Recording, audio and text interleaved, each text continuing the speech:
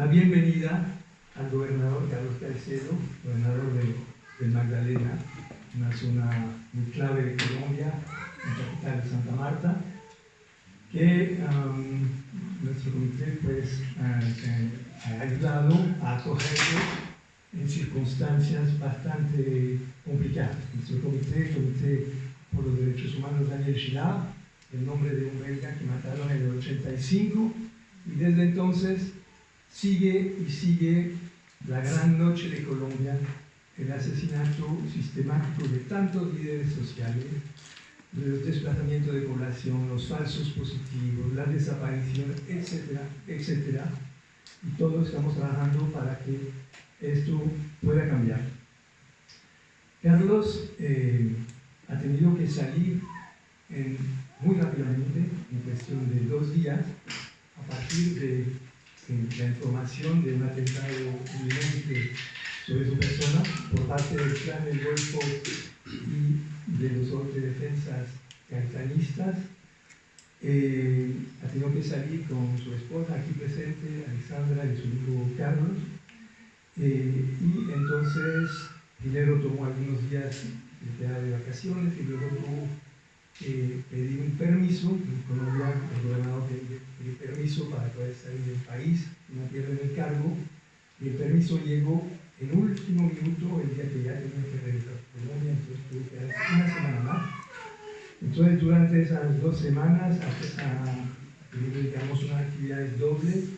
Por una parte, hacer gestiones para su propia seguridad, y entonces ha tenido que estar al más alto nivel, a nivel de la Unión Europea, con compromisos de respaldo en diversos países. Puedo tallar aquí, pero se puede ver por internet, etc. Y exigir para que las autoridades europeas y las organizaciones exijan un esquema de seguridad serio. Es decir, lo que hay de esquema de seguridad, 5 personas que no siempre están presentes, es ridículo frente a los riesgos que está corriendo un gobernador progresista en un país donde realmente hay fuerzas oscuras muy presentes y muy activas. Por otro lado, ha tenido toda una serie de gestiones también como propias del gobernador, por ejemplo, también en los Países Bajos, con la cooperación, etcétera, para beneficio de su departamento, también en Bélgica y en Francia.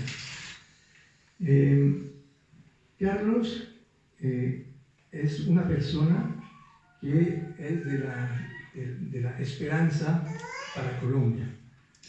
Es una persona que en su gestión como rector de la Universidad de Magdalena ha permitido salvar esa universidad de una privatización segura, porque iban robando tanto que la salida era la privatización. Ha salvado la universidad, ha ampliado muchísimo la cobertura y la calidad de la educación y el acceso a la universidad a los sectores más pobres. En estas le han metido en un proceso falso y entonces fue detenido durante 5 años, privado de libertad durante 5 años, y después de esos 5 años fue declarado por el Tribunal de Bogotá totalmente inocente. Se presentó a la alcaldía de Santa Marta, la alcaldía con su partido Fuerza Ciudadana, alcaldía que ganó y hizo una gestión muy importante como alcalde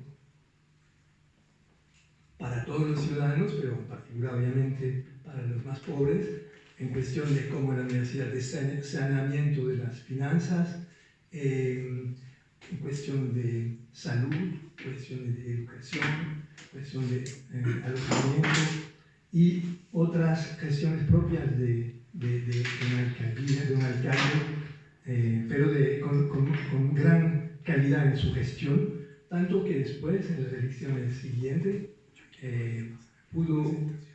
su fuerza política ganó no solamente la gobernación del departamento, pero también la capital. Es la única fuerza política en Colombia que tiene al mismo tiempo la capital, el departamento y, digamos, la gobernación como tal. Entonces, después, ahora también, desde hace 1 año y medio, el gobernador está con unos planes muy importantes tiene muchos bloqueos de tipo económico, administrativo por parte del gobierno central, y tiene muchas persecuciones.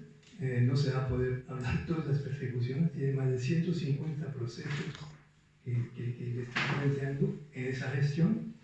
Y entonces es esto también la manera como el gobierno central respeta la gestión del gobernador.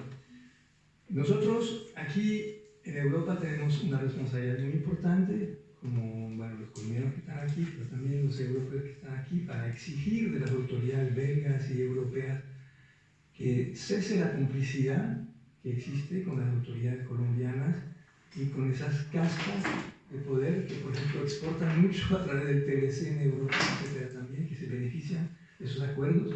Una cosa que me sorprendió mucho, por ejemplo, es conocer que la cooperación holandesa, por ejemplo, se concentra más que todo en el apoyo de los agricultores y bananeros, que son sectores realmente que son prósperos, pero que no son únicos en esa zona, y no el resto de sectores. Yo pienso que hay una responsabilidad muy importante que tenemos que seguir actuando para poder construir una Colombia con dignidad para todos los colombianos y una Colombia soberana. Por el momento, las políticas de la Unión Europea y de ética no son realmente, en ese sentido tenemos que exigir un cambio de esas políticas y un real respaldo. No puede seguir estos asesinatos de líderes, estos sectores que siguen asesinando inclusive fuera de Colombia. Acordémonos ahora del asesinato por esas mismas fuerzas paramilitares, en fin, esa mezcla ahí de fuerzas militares, paramilitares, narcotraficantes y sectores retrógrados de Colombia. No puede seguir esa complicidad de las autoridades belgas y europeas con eso. Entonces pensamos que es una responsabilidad de los colombianos, porque los asesinatos son una vergüenza para Colombia, pero también son una vergüenza para la humanidad entera lo que pasa en Colombia. Entonces vamos a pasar primero la palabra unos minutos a Juan Guayacán, que llegó también de Colombia refugiado él. La intención de Carlos es de volver a Colombia, pero Juan ha tenido que refugiarse con su familia, trabajó con diversas organizaciones de derechos humanos, ahora también se vinculó con el Comité de Girard. Él va a hacer un cuadro un poquito de la situación de derechos humanos en Colombia, y luego tendremos el discurso de Carlos y el diálogo con ustedes. Muchas gracias.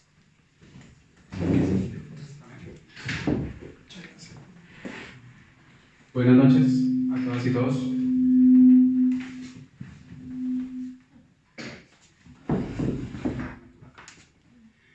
Bueno, esto yo creo que lo apago más bien. Yo creo que me escuchan. Disculpe, yo le bajo aquí. Sí. Sí, siga hablando.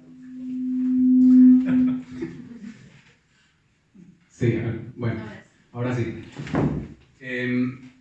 Yo quisiera presentar un panorama muy breve sobre cuál es la situación actual de derechos humanos en Colombia. Es un tema que no va, es un tema inacabado, es un tema que siempre ha generado y seguirá generando pues, observación de actores internacionales, acción por parte de organizaciones nacionales, y que responde efectivamente a una crisis humanitaria que está viviendo nuevamente en Colombia, y que se pensaba que posterior al acuerdo para la terminación del conflicto iba a poderse hablar de la página pasada en la historia de la violencia en Colombia.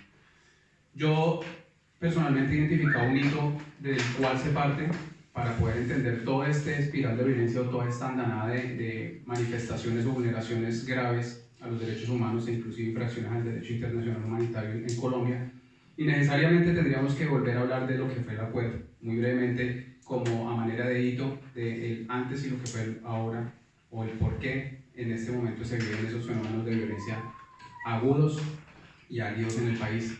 Y todos conocemos cuál fue el contexto y el escenario en el cual se dieron la firma de los acuerdos en el 2016, arrancando 2017, se comenzaban a ver ya los primeros esbozos de lo que iba a ser la ausencia de voluntad política para el cumplimiento de los mismos, con los continuos homicidios selectivos de firmantes del Acuerdo para la Paz, y otro hito que marcaría posterior a la firma de los acuerdos, la agudización, o que determinaría la agudización y estado actual de crisis humanitaria en el país, necesariamente fue el cambio de gobierno después de la firma de los acuerdos. Evidentemente, luego de la firma, el país entero y muchas digamos, organizaciones a nivel internacional apostaban a cruzar la página de la violencia a través de todos los mecanismos que se contemplaron dentro del acuerdo de distinta índole. No fue así, no ha sido así. El gobierno, claramente posterior a la firma de los acuerdos, ha comenzado a incumplir paulatinamente y sistemáticamente los puntos principales del acuerdo, que han sido los que han generado o degenerado en una reactivación y una agudización de la violencia. Solo falta ver el punto de participación política, el punto 2 del acuerdo, que marcaba la garantía para los futuros movimientos de oposición, movimientos que ejercerían una oposición al gobierno, y que a través del cual se buscaba que tuvieran unas garantías para la seguridad en el ejercicio de la actividad política. Esto obviamente incluía diferentes sectores de la sociedad que ejercían algún tipo de oposición. Entonces ahí incluían líderes sociales, defensores de derechos humanos, activistas políticos, de todos los sectores sociales populares, sectores sociales étnicos, indígenas, afro, que con el actuar o con la reivindicación propia de sus derechos empezaron a sufrir persecución, estigmatización, seguimiento, judicialización, por marcar solo las más tenues, pasando por la eliminación física, el exterminio, el desplazamiento y el exilio. 2017 y 2018, particularmente 2018 y 2019, han sido unos años pico, y lo ha relatado así en sus informes anuales la Oficina del Alto Comisionado para las Naciones Unidas, donde se han vuelto a percibir el aumento en los picos de violencia a través de hechos victimizantes como homicidios de configuración múltiple, ¿cierto?, que en 2019 y 2020 han alcanzado nuevamente cifras escabrosas y escandalosas que no se veían en Colombia desde aquellas épocas oscuras de la historia reciente, finalizando los 90, comenzando a principios del 2000 y teniendo su pico entre el 2002 y el 2006. Todos sabemos ya el contexto político del momento. Hechos que vuelven a situar a Colombia y a llamar la atención a nivel internacional, y lógicamente a generar un impacto a nivel nacional sobre la continuidad y la sistematicidad de violación de derechos humanos para la población en general. A esto súmese los desplazamientos masivos que nuevamente se vuelven a percibir en comunidades étnicas, indígenas y afro principalmente. La estigmatización, vuelvo y digo, y hago mención a esto porque la criminalización de la protesta social y el señalamiento de las actividades de los defensores de derechos humanos y líderes sociales en el país ha generado la respuesta también de parte de sectores, valga decirlo, y es necesario, de ultraderecha, que apoyados por órganos o cuerpos armados han generado la eliminación física y el exterminio paulatino de procesos que se han venido dando en el territorio. Entonces han sido años picos en los cuales la violencia nuevamente vuelve y toma un oxígeno, una reconfiguración de los actores armados y del paramilitarismo, que no solamente actúan dentro de o contra las comunidades étnicas y campesinas que defienden el territorio, sino que también llevan a cabo o son sujetos a instrumentalización de actores no tan ilegales en el contexto colombiano, actores políticos que instrumentalizan estos grupos también a su favor o a su conveniencia, dirigiendo o incidiendo en el actuar hacia determinados grupos sociales. Las reclamas y la situación de derechos humanos se evidencia también en situaciones en las cuales el descontento social alza su voz y genera fenómenos como los de los paros nacionales que hubo a final de 2017, comienzo de 2018, 2019 y 2020. el estallido social, que es respuesta a la reclama justa de la población frente a políticas regresivas en el ámbito social, en el ámbito económico, en la misma garantía del derecho a la vida, ¿cierto? De derechos civiles, económicos, sociales y culturales. Evidenció nuevamente el actuar certero que puede llegar a alcanzar el Estado para reprimir estos fenómenos de descontento popular. Todos hemos visto lo que fue el resultado de la represión en los momentos en los que el paro estuvo en su momento más candente: desapariciones, homicidios selectivos, con el interés de desarticular ese movimiento, de legitimar también las reclamas de la población y de menguar o de desmembrar cualquier intento de exigibilidad de los derechos fundamentales y derechos humanos por parte del Estado colombiano. Entonces, digamos que bajo este marco, no solamente la acción se dirige contra líderes sociales y defensores de derechos humanos. El efecto de la estrategia, de lo que es un actuar desde el Estado hacia todas estas formas reivindicativas o que buscan la exigibilidad de los derechos, también ha alcanzado otro tipo de niveles que también llaman mucho la atención.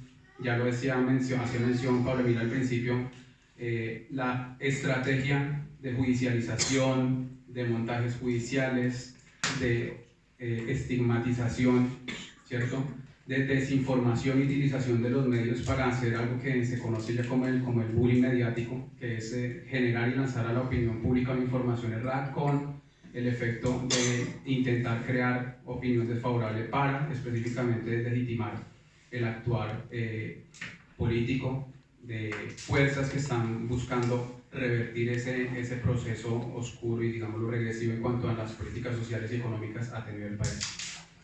Entonces, bajo ese panorama, yo creo que nuevamente Colombia vuelve a vivir unos fenómenos muy oscuros en cuanto a su exigibilidad o garantía para los derechos humanos y fundamentales en el territorio nacional, pero también es un momento en el cual se puede pensar en que próximamente pueden haber estrategias o alternativas para revertir esas políticas que están llevando al pueblo colombiano a niveles inesperados de inequidad, de ausencia de garantías para la libertad, la vida y la garantía de otro grupo de derechos como los sociales, económicos y culturales. Yo creo entonces, gobernador, que es un momento muy difícil para Colombia en términos de derechos humanos, pero también un momento en el cual se puede pensar en generar algún tipo de mecanismo que nos permita pensar en una Colombia diferente, en una Colombia que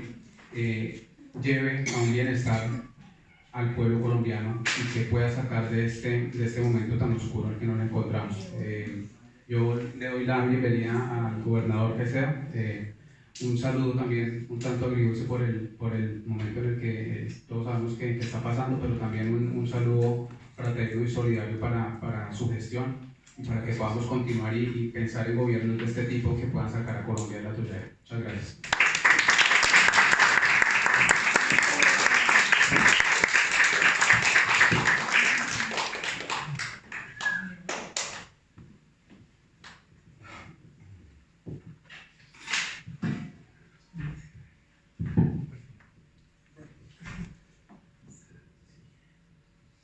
Ese no prende ni apaga, está prendido. Muy bien. Bueno, buenas tardes para todos, para todas.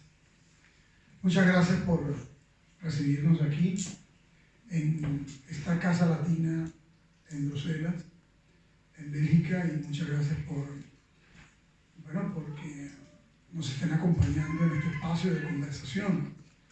Quiero, por supuesto, agradecer enormemente a Paul-Émile Dupré, también a la compañera Belén, su compañera, al comité de Daniel Gilard, por recibirnos cálidamente, por acogernos, por acompañarnos en este momento difícil. En lo personal, pero más aún en un momento tremendamente difícil para nuestro país. Gracias también, Juan, por la introducción al contexto de violación más reciente de derechos humanos en Colombia. Él partió de analizar una etapa, esta última etapa de la realidad colombiana, desde los acuerdos de paz para acá. Y es importante ese punto de partida porque realmente esos acuerdos generaron la expectativa de un nuevo comienzo, de un nuevo tiempo para Colombia. Sin embargo, por una decisión a nuestro juicio innecesaria, porque el presidente de la República había sido elegido con un mandato en torno a la paz. Entonces su responsabilidad era llevar ese proceso de manera informada a la opinión pública, pero llevarlo en la representación del Estado colombiano hasta el final. Pero al convocar aquel famoso plebiscito por unos cuantos miles de votos, por unos cuantos, la extrema derecha colombiana, confundiendo a la mayoría de los colombianos, creando lo que siempre han creado en nuestro país, un contexto y un ambiente de miedo, porque son de aquellos políticos que no se preocupan por inspirar, que no se preocupan por proponer, sino que básicamente hacen su política como aquellas corrientes de la derecha a nivel internacional, aprovechando uno de los elementos que más angustian a las personas, y es qué va a pasar con su seguridad. Y cuando se le pone a la gente en cuestión este tema y se empieza a hacer política o se hace política simplemente viendo en los demás peligro y enemigos, pues se construye una sociedad sin cohesión, sin solidaridad, llena de miedos en lo individual y en lo colectivo. Y eso es lo que ellos han hecho durante mucho tiempo y ahí se han mantenido en el gobierno. Si el proceso de paz llegaba al éxito estructural, es decir, si el contenido se materializaba, pues evidentemente entramos en una nueva etapa del desarrollo del país, aún con las mismas oligarquías en el poder. Aún con ellos se podría abrir una nueva etapa de esperanza para Colombia, porque uno de los grandes problemas que ha alimentado la guerra en el país ha sido la inequitativa distribución de la tierra, porque uno de los grandes problemas que ha alimentado la guerra, por supuesto, es la falta de garantías para la oposición, la falta de garantía de los derechos políticos que están contenidos en la Carta Constitucional del 91, pero que sin embargo no se materializan en la práctica. Si estos acuerdos se materializaban, evidentemente podríamos entrar en una nueva etapa de participación de la comunidad, del pueblo, no solo en los eventos electorales, sino en la construcción ampliamente participativa de los planes de desarrollo territorial o con enfoque territorial y, por supuesto, la construcción de un país que es absolutamente desigual y diverso por la diversidad de regiones que tenemos. Un país construido entonces con la participación activa de las regiones, de la gente. Pues se tiraron ese proceso, prometieron hacerlo trizas y en eso han sido absolutamente aplicados y coherentes. En lo demás, en absoluto, porque en la campaña prometieron una serie de cosas que nunca cumplieron. En nuestro departamento prometieron ayudar a la solución del problema del agua de la capital. Jamás lo cumplieron. Al país le prometieron que no iban a subir los impuestos y por supuesto lo primero que hicieron fue montar una reforma tributaria absolutamente regresiva. Hoy la realidad de Colombia es que tenemos unas tasas superiores al 15% del desempleo. Hoy la realidad de Colombia es que el 42% de la población está considerada en situación de pobreza. La realidad de Colombia es que hay 21 millones de colombianos que viven con menos de 320.000 pesos, que eso no es sino alrededor de 80 euros al mes.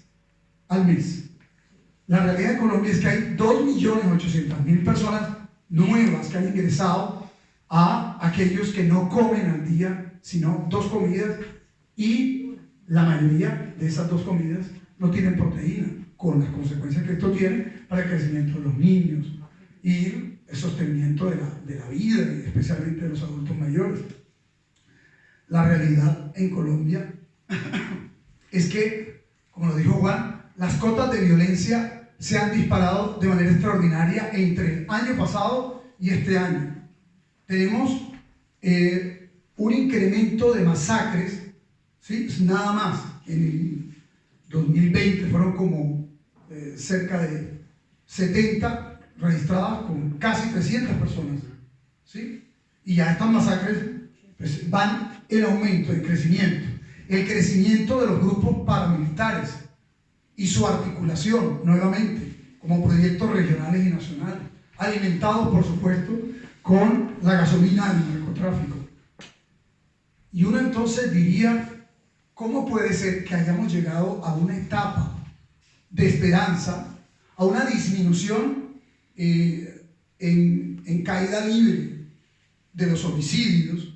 Inmediatamente se firman los acuerdos de paz, a un tiempo de tranquilidad, inclusive a la idea que podíamos convertirnos en una potencia turística, porque por fin se descubriría para el mundo la riqueza biodiversa que Colombia tiene.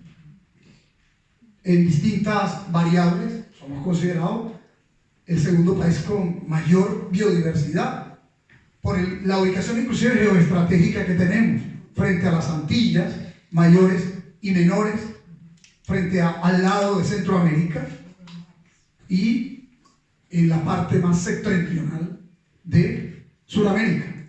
Entonces, esta biodiversidad exuberante, esta ubicación geoestratégica, esta salida a los océanos, esta posición inclusive envidiada por otros países del mundo, se iba a poner a prueba ahora para desatar lo que todo el mundo conoce como la creatividad colombiana, la inventiva colombiana, la viveza colombiana. Bueno, es decir, íbamos a poder desatar todas nuestras capacidades que estaban comprimidas y contenidas por la guerra, porque la guerra no nos permitía desarrollar el turismo, desarrollar la economía, por supuesto, y además atraer nuevas inversiones a Colombia.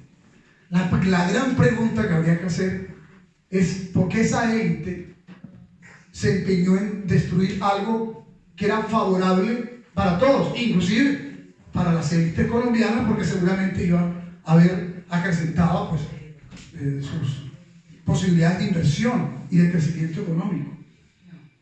Pero resulta que estas élites se han instalado en el poder desde la época colonial, ¿sí?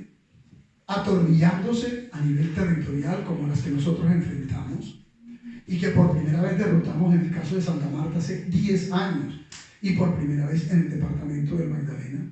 Y estas élites, con el poder en mano, pues obviamente han saqueado el Estado, convirtiendo a Colombia en uno de los países campeones de la corrupción a nivel mundial.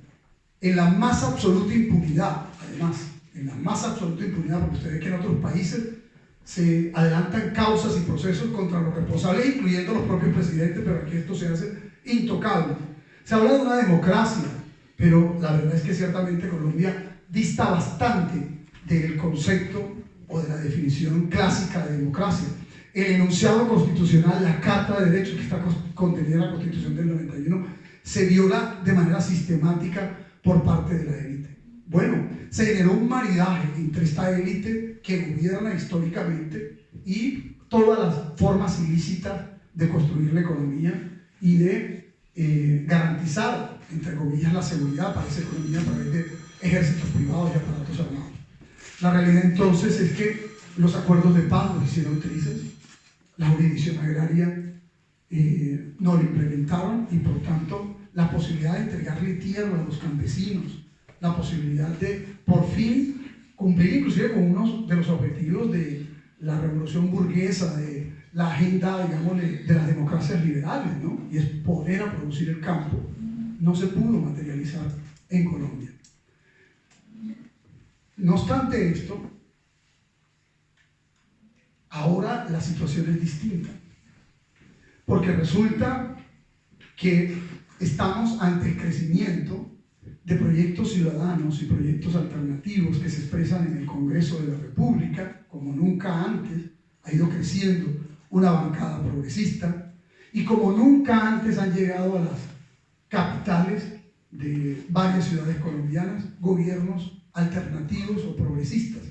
Si analizamos esta crisis de última fase en nuestro país, concurre con la crisis de los partidos tradicionales. Es decir, hoy es minoría el Partido Liberal, hoy es minoría el Partido Conservador, y la derecha tuvo que apelar a otra serie de proyectos que, entre otras cosas, utilizan el sofisma lingüístico para confundir. Le dan nombre a determinados partidos que nada tienen que ver con el nombre mismo. Algunos se hacen llamar democráticos y son los más reaccionarios. Otros se hacen llamar radicales en el concepto de cambiar las cosas y son los más defensores del statu quo. Pero inclusive han ido tomando parte de los conceptos de los sectores progresistas y alternativos e incorporándolos a su lexicología, lo cual muestra un agotamiento de su discurso y un agotamiento de sus proyectos. Y han venido creciendo entonces las gobernabilidades alternativas en Colombia. Nosotros somos expresión de eso. 3 veces llevamos en la ciudad más antigua de Colombia, como ustedes bien saben, que es Santa Marta, una ciudad que históricamente la gobernaron clanes tradicionales muy orgullosos de ser descendientes de los españoles, ¿no? Clanes que además en la época, bueno, de los tatarabuelos de estos fueron los más defensores del statu quo. El último bastión realista fue Santa Marta, todavía ya por allá en 1824 había gobernadores realistas, igual que Nariño, cuando pues el grito de independencia no solo fue en 1810, sino ya el cierre de ese ciclo con la batalla de Boyacá. Y resulta que en el 19, y usted encuentra que todavía allí, Bolívar inclusive, ustedes recuerdan que murió en Santa Marta, en la quinta de San Pedro Alejandrino, no obstante no lo recibieron estas élites locales, porque en ese momento era perseguido por las élites políticas nacionales santanderistas. Bolívar, huyendo hacia Inglaterra, buscando un mejor tiempo para su salud antes de partir, terminó por circunstancias de la vida ahí en Santa Marta, ¿no? Estuvo 16 días, lo acogió un español y el médico que lo trató era un francés, ni siquiera la élite local, ¿no? Un español que simpatizaba con las ideas de Bolívar. Bueno, esta élite instalada ahí en el poder y siempre además mimetizándose camaleónicamente en cada proyecto político. Cuando pues gobernaron los conservadores, entonces muy desafiliación, luego los liberales, y desde hace un tiempo, entonces cada uno de estos son de los partidos de las élites, estos partidos que son el reencauche de las élites, para seguir perpetuándose en el poder. Cuando el progresismo gane, seguramente sacarán de la manga de la camisa alguno de estos también a decir que siempre han estado con el progresismo. Es decir, siempre han caído parados, como se dice en nuestro argot. Y el punto ha sido que perder esta ciudad donde siempre gobernaron, esta que era la capital del Magdalena Grande, y ahora este departamento, pues le significa a estos sectores de extrema derecha uribista la posibilidad que este proceso se siga extendiendo por el Caribe colombiano o se extienda por Colombia mismo. Y a eso es que le temen a que las cosas cambien en nuestro país, que lleguen por fin gobiernos que representan a los sectores populares y a las clases medias, que lleguen gobiernos que tienen el compromiso no con las élites de turno o las de siempre, sino que tenemos el compromiso con los más vulnerables. El desafío que tiene Colombia es lograr que sus niños y jóvenes estudien. Esta es una de las reivindicaciones por las que históricamente hemos luchado. En nuestro departamento es el 5.º departamento de 32 con las mayores tasas tasas de analfabetismo en Colombia? ¿Cómo se explica que uno de los 9 departamentos más antiguos del país tenga esas tasas tan altas? ¿Cómo se explica que este departamento tenga los mayores rezagos que cualquiera de esos 9 con los que se fundó el país y solo sea comparado en sus indicadores socioeconómicos con Guajira, que es un departamento de reciente creación, con la Amazonía o con Chocó? Pues eso se explica por el tipo de élites que nos gobernaron y el modelo de capturas de rentas públicas y privadas que ellos impulsaron. Recuerden que estuvieron anclados allí desde siempre, desde la época de la colonia. Luego, cuando el cultivo de banano en 1890, más o menos 88, y la United Fruit Company, ahí estaban ellos.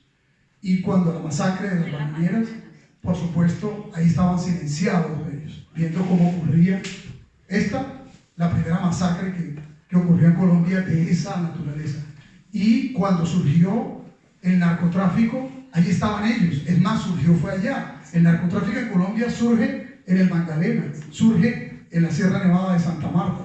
Ahí surge, y surge precisamente atado a esas élites, y por eso varios de ellos tienen, pues uno de sus hijos o alguno de ellos fue extraditado, estaban con un indictment en Estados Unidos por narcotráfico, y algunos de ellos siguen también aún en esas actividades. Para perpetuarse en el poder apelaron a la compra y venta de votos, a la manipulación de la población, precisamente a la que le niegan el acceso al derecho a la educación.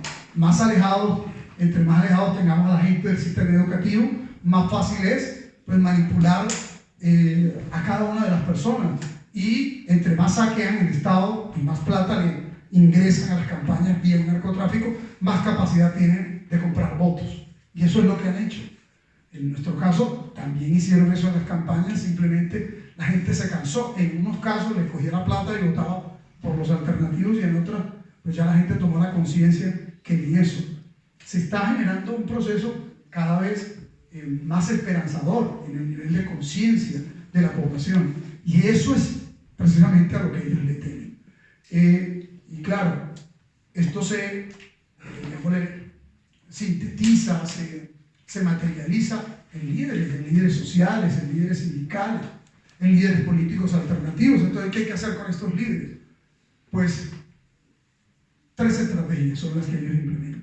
1, la estrategia de difamación, de destrucción del capital reputacional y moral que tienen las personas.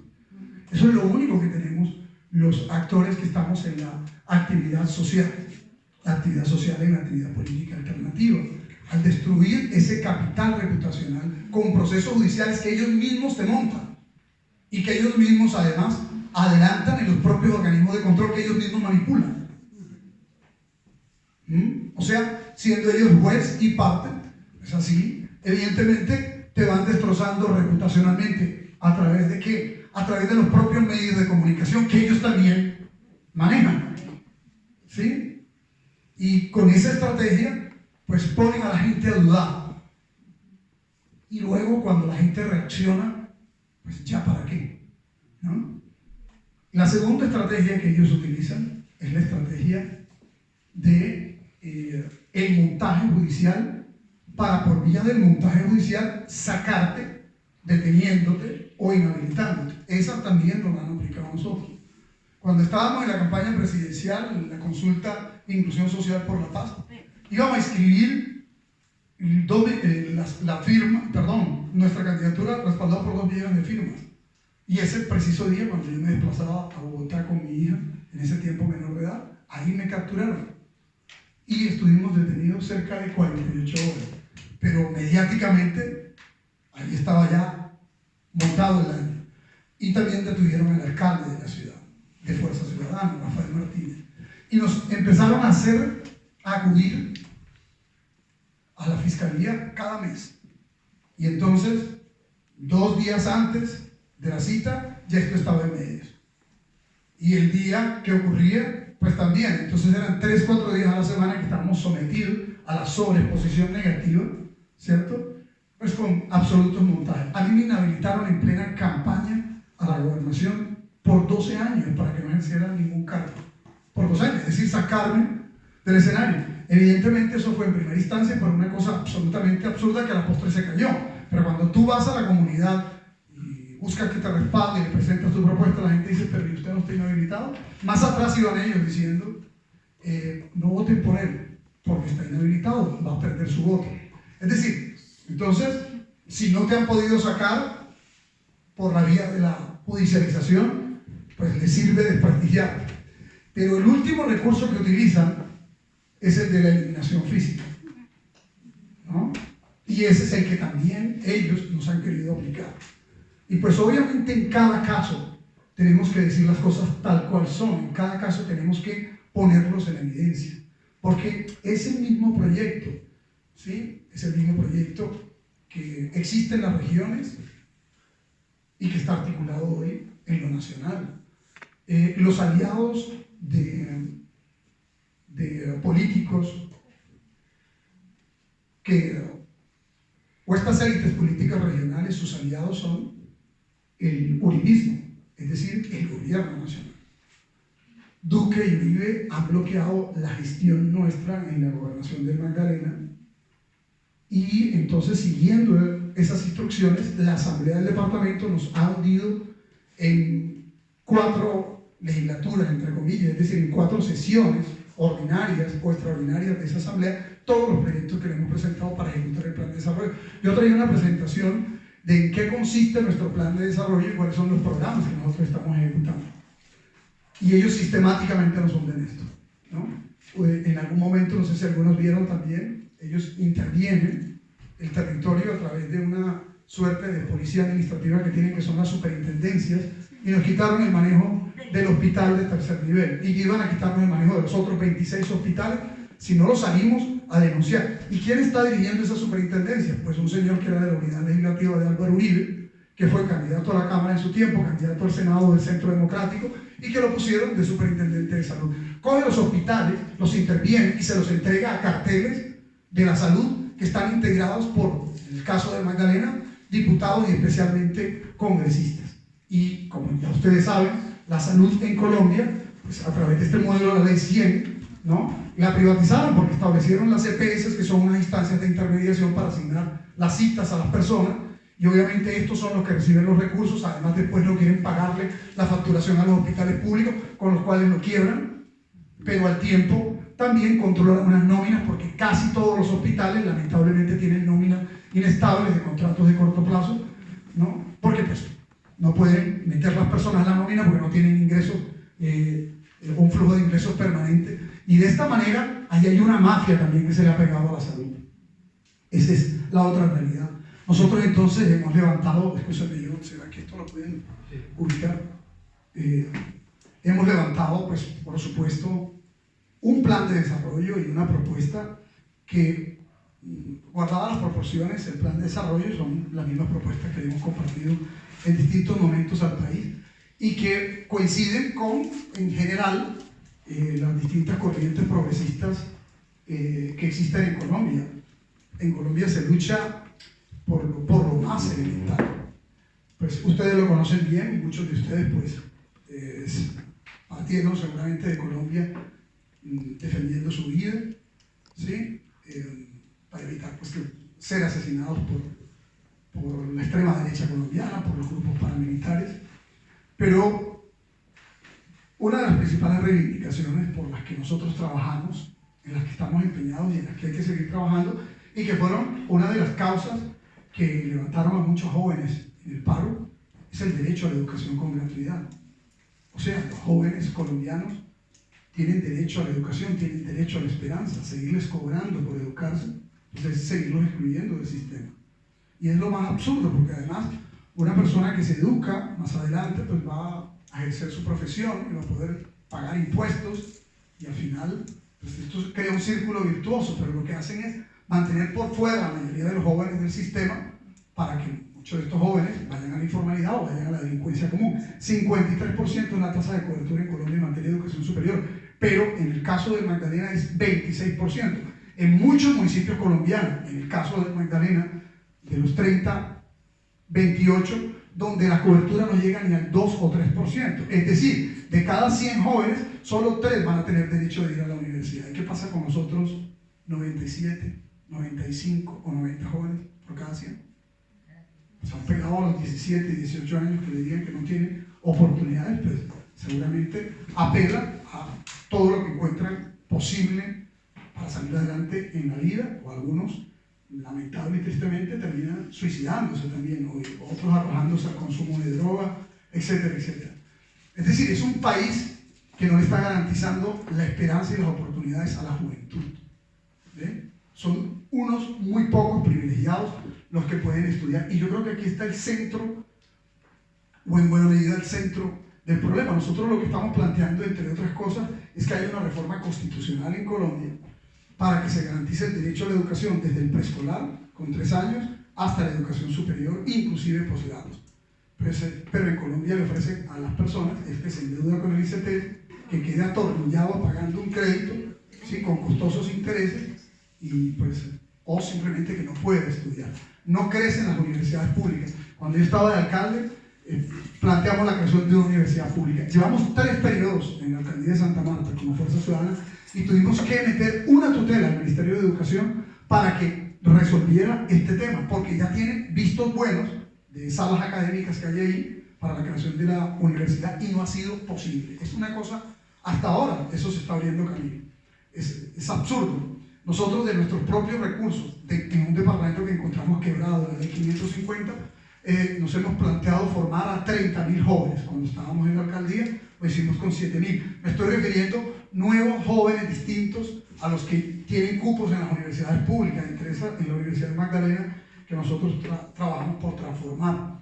Otra segunda apuesta en la que estamos es mejorar el sistema sanitario. Nosotros hemos creado un programa ya que se llama Médico en tu Casa. El Médico en tu Casa, bueno, en este momento son como 680 médicos, enfermeras, auxiliares, odontólogos, psicólogos, que los hemos vinculado, les hemos dado un equipo básico, los desplazamos en los vehículos, y tienen unas tablets para que vayan haciendo el seguimiento a las personas en sus distintas situaciones de salud. Lo que buscamos es trabajar estrategias de salud preventiva, pero al mismo tiempo, pues, de inducción a la demanda, para evitar que las mujeres lleguen allá con preeclampsia, para evitar que las personas lleguen a punto de morirse. También hemos tratado de fortalecer, lástima que no pueden ver esta presentación porque ahí hay una serie de fotos que ilustran más que las propias palabras que estoy diciendo yo aquí. Hemos tratado de fortalecer el sistema también de respuesta de la red de urgencia, porque como tenemos un departamento en que buena parte de los municipios está en trochas todavía, en pleno siglo XXI, entonces, pues esta red, para que tenga más capacidad de respuesta, el otro día entregamos a todos estos hospitales como 45 ambulancias, incluyendo ambulancias acuáticas. Pues esto obviamente es la diferencia entre la vida y la muerte. Y estamos fortaleciendo estos hospitales públicos, dotándolos de mejores condiciones. Mire, varios de estos municipios, algunos de ustedes seguramente, bueno, por ser colombianos, saben de la existencia de Ciénaga Magdalena, del Banco, de Plato, de Pibijay, de Fundación, que son ciudades, inclusive algunas ya de la época de la colonia, y no tienen ni siquiera una unidad de cuidados intensivos. Entonces, pues, imagínense, nosotros le hemos creado varias unidades de cuidados intensivos. Esto lo hemos hecho con nuestros propios recursos, porque el gobierno central prácticamente lo único que ha hecho es viendo cómo nos bloquea para desdibujar la gestión, para debilitarla, porque ya saben que tenemos capacidad de generar resultados. Y claro, la gente, con la desesperanza que tiene frente a lo público, cuando ve que hay un proceso exitoso en logros territoriales, pues obviamente esto tiene la posibilidad de ser replicado en otras partes. Por eso los sectores alternativos, cuando llegamos a gobernar, tenemos que hacerlo bien, ¿sí? Mucho mejor que la derecha, y además ellos nos van a estar colocando una lupa encima de forma permanente frente a nuestros actos. Y hay que hacerlo bien para que también la gente se llene de esperanza y estos procesos tengan continuidad en el tiempo. Nosotros nos han planteado que resolvamos los problemas que encontramos en una ciudad de casi 500 años de existencia, ¿no? Que resolvamos los problemas de la noche a la mañana, pero ahí vamos con este tipo de estrategias que garanticen a nuestro juicio los derechos humanos, porque los derechos humanos no son simplemente el derecho a la vida. Los derechos humanos son aquellos que permiten que el ser humano se desarrolle libre y plenamente, y la educación es fundamental como la salud lo es. Bueno, como queríamos aprender del modelo cubano que fue tan efectivo en materia sanitaria, ¿cierto?, sobre todo en la atención primaria en salud, pues empezamos a hacer intercambios con ellos sobre este asunto. y el gobierno colombiano a través de la Cancillería negó la posibilidad de que recibiéramos, digamos, una asesoría práctica en este campo, como también en el campo de la alfabetización, donde ellos fueron tan exitosos, como han sido a lo largo de su historia. Pero no nos ofrecen entonces a cambio, venga, pero nosotros les asistimos con este u otro modelo. El asunto es ver cómo sabotean y bloquean. Aún así, ahí vamos avanzando con estas estrategias. Un problema gravísimo que hay en Colombia, un problema estructural que tiene el departamento del Magdalena, es la falta del acceso al agua. Y este es otro tema que está en cuestión en nuestro país. Bueno, el agua es vital para la calidad de vida, es vital para el desarrollo de la actividad productiva, y nosotros nos correspondió recuperar una empresa que estaba en manos de la politiquería del clan Estecotes y empezar a desarrollar los programas asociados al agua. Bueno, los programas que hemos llevado a la Asamblea para que nos los aprueben también nos los hunden. El gobierno nacional, que se comprometió en ayudar en la solución de este problema en el departamento, pues por supuesto no lo hace. Aquí hay otro asunto que es fundamental. En Colombia, el acceso a los servicios públicos es privativo de unos pocos. En el caso del Caribe, nos impusieron una empresa que se llama Electricaribe, después de la privatización de las empresas de servicios públicos, asunto que abrió, con puerta que abrió la Constitución del 91, aunque la Constitución del 91 es amplia, el reconocimiento de derechos y el instrumento para garantizarlo, como las acciones de amparo constitucional, vía tutela, acción popular, acción de cumplimiento, acciones de grupo. Resulta que también abrió la posibilidad de la privatización de los servicios y estableció que los servicios en Colombia los podían prestar el Estado, o sea, la prestación oficial podría ser mixto o privado. Pues en el Caribe privatizaron todos los servicios después de haberlos saqueado y nos impusieron una empresa, Electricaribe. Gracias a Electricaribe, pues la calidad de vida de los costeños se afectó, la gente salía a protestar, el Estado reprimía, en medio de esas represiones a las movilizaciones, pues varias personas fueron asesinadas, fallecieron, y finalmente esta empresa Electricaribe, que era propiedad de una empresa española, se va de Colombia. Y nosotros pensamos, bueno, aquí hay una gran oportunidad. Yo interpuse una acción de tutela que prosperó, y la acción de tutela una acción popular estribaba en que no se volviera a privatizar, que tuviéramos una empresa estatal que perteneciera a las gobernaciones, a las alcaldías, y que pudieran inclusive cooperativas de usuarios participar de su administración. Y que tuviésemos unas tarifas, obviamente, asequibles para el estrato 1 o 2, mejorando pues, los subsidios, ampliándolos, un mínimo vital en servicios públicos, y el 3, pues obviamente con un nivel de subsidios también, para que la gente pudiera acceder a los mismos. Esto fue una lucha que llevamos nosotros casi en solitario. A la postre, el gobierno nacional terminó privatizando el asunto. Bueno, en Colombia entonces solo unas pocas ciudades gozan de buenos servicios, y en general esas ciudades que gozan de buenos servicios son las que tienen empresas de servicios públicos. Pero resulta que le han vendido a la gente la idea de que es mejor las empresas de servicios privados. Y aquí estamos hablando entonces de derechos humanos, de derecho a la educación, del derecho a la salud, del derecho humano a la energía. Ahora la conectividad es fundamental del derecho humano al agua. Pues estos derechos humanos, pues, que son los que nosotros buscamos garantizar, son los que sistemáticamente el gobierno nacional, ¿sí? Pues, busca debilitar en las estrategias de aplicación de nuestro propio plan de desarrollo. El tema del empleo, ya ustedes creo que lo tocamos, pero puedo repasarles algunos datos. En el caso del departamento del Magdalena, estamos hablando del 86% de personas que viven del rebusque, es decir, en el departamento del Magdalena, pues la mayoría de las personas, incluyendo los venezolanos que han llegado, en el departamento del Magdalena ahora hay más o menos casi 100.000 venezolanos, estadísticamente, oficialmente hay 80.000, y la mayor parte, 45.000, un poco más, están en Santa Marta, porque claro, quedamos cerca de Venezuela. Ellos vienen buscando una oportunidad, ¿verdad? Como la oportunidad que fue buscando los colombianos cuando fueron en masa a Venezuela. Mi madre entre ellos, que fue a trabajar en casas de familia allá. Yo soy hijo de una mujer que pues, nos sacó adelante trabajando en casas de familia, haciendo aseo en un hospital público, y de un maestro. Y pues entendemos lo que es la ausencia de recursos hasta para lo más mínimo, y por eso pues cuando la gente viene a nuestro país buscando una mejor oportunidad, cualquiera sea el motivo que lo haya impulsado a llegar, pues lo mínimo es ofrecerles también algunos básicos. Pues resulta que en el caso de Santa Marta, en el caso de Magdalena, pero es lo que está pasando en Colombia, la informalidad viene creciendo de manera exponencial. Entonces usted va a Perú, usted va a Ecuador, o usted va a distintos países y encuentra a la gente vendiendo cualquier cosa en una esquina o pidiendo limosna en cualquier parte. Y todavía nos dicen que este país lo pueden convertir peor que otro, y resulta que ha llegado, y siempre el punto de comparación es Venezuela, ¿no?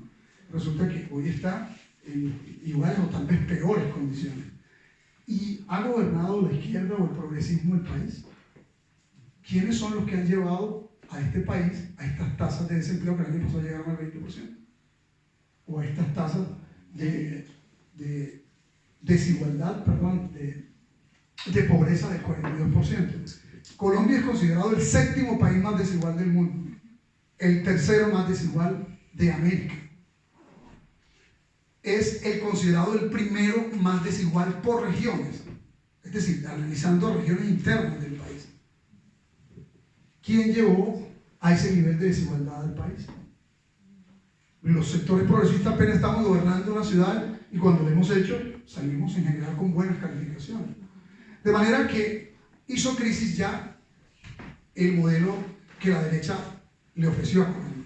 Hizo crisis ya el modelo que las élites y la oligarquía le ofreció a Colombia. Y obviamente lo que tenemos que trabajar es porque el cambio, sin duda alguna, se abra camino como esperanza para la gente, ¿verdad? En una agenda de esta naturaleza. Por eso nuestra propuesta es hoy día la renta básica como un mecanismo transitorio para hacer distribución o redistribución del ingreso, para que con la renta básica la gente tenga la capacidad de adquirir una canasta básica, lo que además también crea un circuito virtuoso en la economía, porque pues la gente con un ingreso permanente pues va y acude al mercado, acude a un supermercados que son por lo general de los mismos grupos económicos, o sea que a la postre los platos terminan donde ellos mismos, pero por lo menos la gente va a tener para comprar un básico de alimentos. Pero aún así, esto también lo niegan. Es decir, es una élite absolutamente mezquina, ¿no? Que tal vez quiere doblegar a la gente hasta la inanición, hasta que la gente, pues, sin hambre sea sometida a lo que sea. Pero además también estamos planteando que se trabaje una política de empleo, pues que obviamente active nuevas formas de economía, por ejemplo, las formas asociativas, las formas cooperativas, ¿okay? Los TBC lamentablemente para Colombia han desmontado prácticamente la agricultura en nuestro país.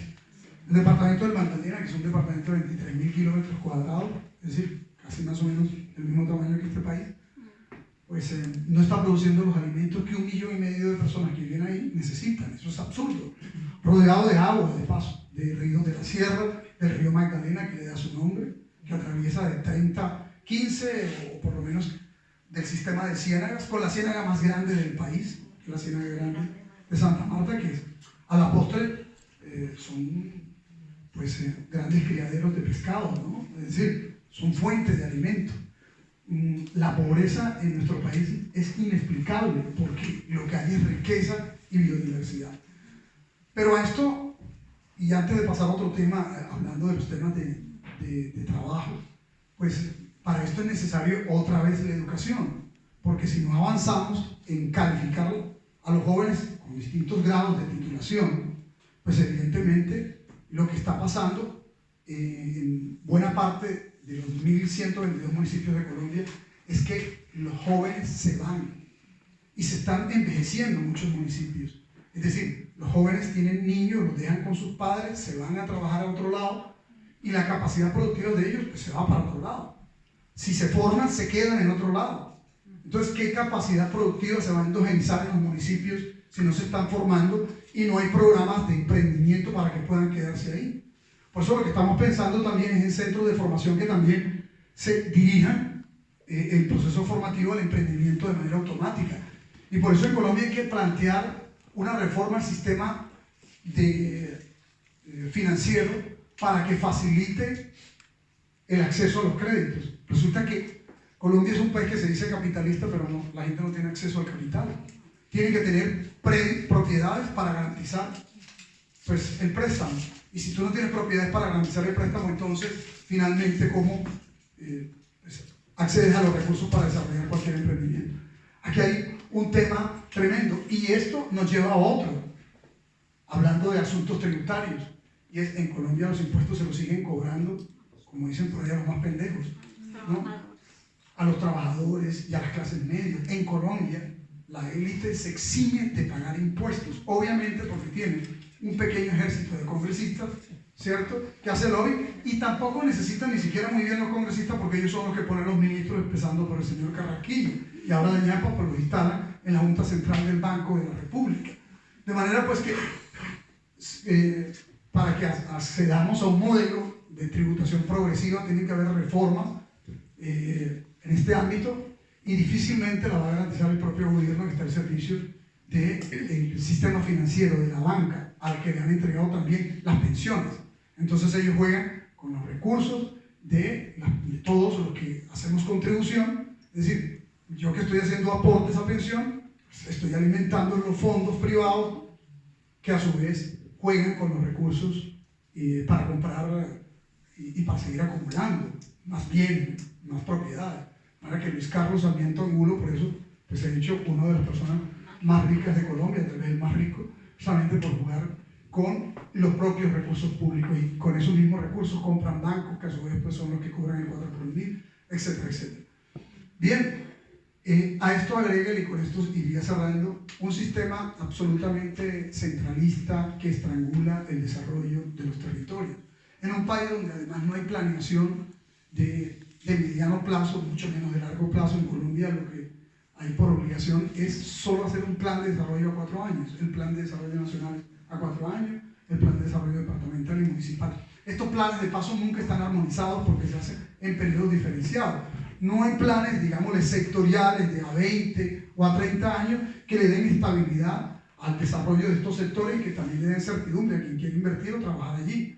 Obviamente esto para que al final el desarrollo del país sea de discreción de unos pocos políticos, ¿no? De unos pocos políticos que por lo general llegan allí sin mayores méritos distintos a que los ponen pues un grupo económico o una élite o un clan.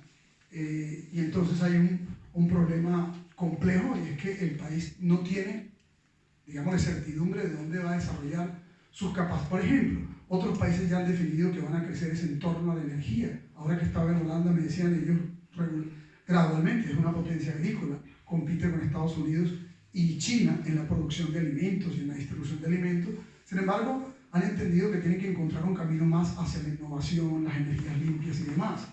Pues tienen una estrategia, y distintas naciones de Europa como de Asia han construido una estrategia de mediano y largo plazo. Pero ¿cuál es la estrategia de desarrollo de Colombia? Y si no hay una estrategia de desarrollo, pues la gente va por la vida sin saber finalmente si lo que está estudiando va a tener certidumbre y éxito después que él termine, se va a enganchar en algún tipo de empresas que entra a funcionar en la región o en el país. O sea, esto lo que va generando es una incertidumbre tan grande que por eso mucha gente bien calificada paga sus maletas y engancha para Europa o engancha para Estados Unidos, y seguramente dentro de un tiempo mayores flujos de colombianos saldrán hacia Asia, como ya algunos se han ido. Entonces, pues esto nos plantea la discusión también del modelo de Estado que necesitamos construir, de los sistemas de planeación, de la formulación de las políticas públicas que den estabilidad para el desarrollo futuro. Esto nos plantea también que, siendo esto un país de región, un país atravesado por 3 cordilleras, la Sierra Nevada inclusive está ubicada por fuera de ese sistema de cordilleras, está en 3 departamentos, y el Pacífico pues está desarticulado del Caribe, y el Caribe del Orinoquí, de la Amazonía y demás. Cada una de nuestras regiones además tiene unas condiciones de desigualdad a su propio interior. Hay más desarrollo en las ciudades más pobladas, y al interior de estas regiones lo que hay es un proceso de pobreza infinita. Mientras por acá se está pensando en un tren regional, por aquí la gente aún se transporta en burros, ¿no? Entonces, pues cuando se han hablado de grandes proyectos, como por ejemplo la navegabilidad del río Magdalena, retornar al tren como un medio de transporte, etcétera, etcétera. ¿Cuántos años lleva Bogotá discutiendo un metro, ¿no? Y es una cosa absolutamente absurda que uno no logra entenderlo. Y en eso se nos va la vida, y en esto llega un gobierno y el otro viene y deshace con los pies lo que el otro construyó con las manos. Por eso pues hablamos no solamente del tema de la planeación, las políticas públicas, sino también ver cómo logramos mayores niveles de autonomía. A mí me sorprende cómo Bélgica, siendo un país aún tan pequeño, los niveles de autonomía son extremadamente altos, como igualmente sucede en Suiza. Pero nosotros que somos un país de 1.122.000 kilómetros aproximadamente y de 1.122 municipios y 50 millones de habitantes, pues la verdad, cuando la gente viene y me solicita a mí como gobernador que nombre un profesor en un municipio, yo lo único que tengo que decirles es, pues hay que pedírselo al Ministerio de Educación. ¿Qué sentido tiene tener gobernadores o tener alcaldes, inclusive de capitales, que no pueden adoptar una nómina de docentes si no se la aprueba el Ministerio de Educación? Que no pueden crear un hospital si no se lo aprueba el Ministerio de Salud, ¿no? O sea, esto es absurdo. El centralismo asfixia tanto que son dueños de las carreteras en los propios territorios, que determinan qué se hace en la jurisdicción costera, que otorgan licencias portuarias sin consultarnos a los que estamos a la orilla del mar, ¿no? Pues como autoridad no tienen ni siquiera la posibilidad de objetar el proyecto. ¿Cómo puede ser que estemos rodeados de parques naturales? Nosotros, en el caso del Magdalena, tenemos el Parque Villa Salamanca, tenemos el Santuario Ciénaga Grande, tenemos el Parque Sierra Nevada y tenemos el Parque Tayrona. Pero resulta que no estamos en la junta directiva ni siquiera de ninguno de estos parques, y así pasa en Colombia. Nosotros nos hemos empeñado que la sierra sea declarado Patrimonio de la Humanidad, además para evitar la depredación ilegal sobre la misma y de las élites que quieren ahí montar sus propios proyectos particulares.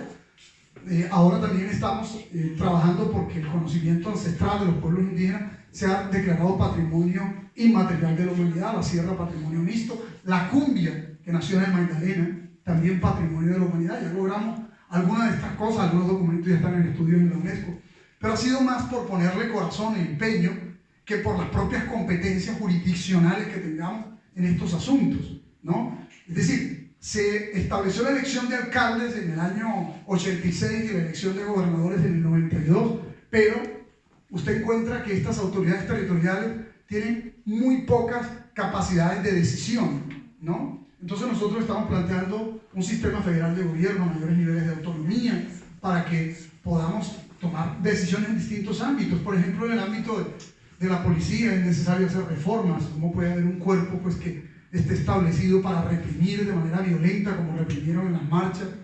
62 días de movilizaciones y más de 80 mutilados, y de 80 asesinados, y de 28 violaciones.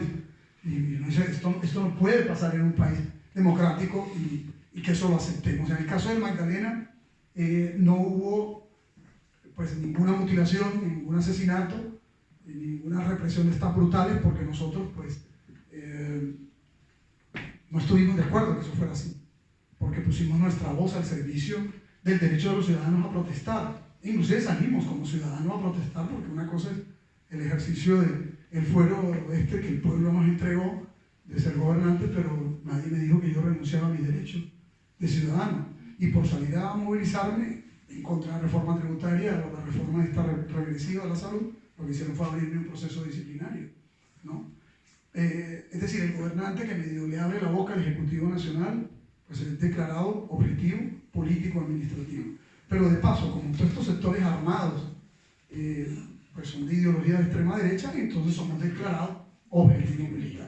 Y esa es la realidad a la que estamos nosotros sometidos aquí. Por eso pues nos tocó salir todos estos días buscando pues, que se esclareciera el asunto y que se fortaleciera el esquema de protección, y lo que encontramos fue un gobierno que, como en todo, ¿no?, siempre sale a bajarle el perfil a las amenazas o a los planes para acabar con la vida de cualquier defensor de derechos humanos, defensor de derechos ambientales, líder social, líder sindical, líder de comunidades indígenas o comunidades afro. Siempre ha sido así. Dicen, oh no, esto es un lío de falda, esa era una pelea que tenían entre vecinos, o es mentira, esto es un invento y tal, y han salido a descalificarlo. Y curioso que concurren a la descalificación los grandes medios de comunicación, que son de ellos mismos, Inclusive el grupo de extrema derecha armada, narcoparamilitar, sale con un lenguaje agresivo, pero también a decir lo propio, lo que nos parece absolutamente sospechoso, porque pues en Colombia no estamos hablando de historias de ciencia ficción en materia de violación de los derechos humanos y en el asesinato, inclusive de candidatos presidenciales y también de personas con autoridad territorial. Es famoso el caso de un alcalde de Roble, que le dijo al propio presidente que estaba amenazado de muerte, que pues, presumía que lo iban a matar en los próximos días, y también desestimaron su caso. Colombia no necesita mártires, lo que necesita son personas comprometidas con la causa. Primera vez que yo tomo la decisión de salir del país pues a guarnecer nuestra vida, pero queda en evidencia inclusive el poco talante, así sea de carácter formal, el poco talante democrático de este gobierno. Y pues los gobiernos tienen la responsabilidad de garantizar los derechos para todos.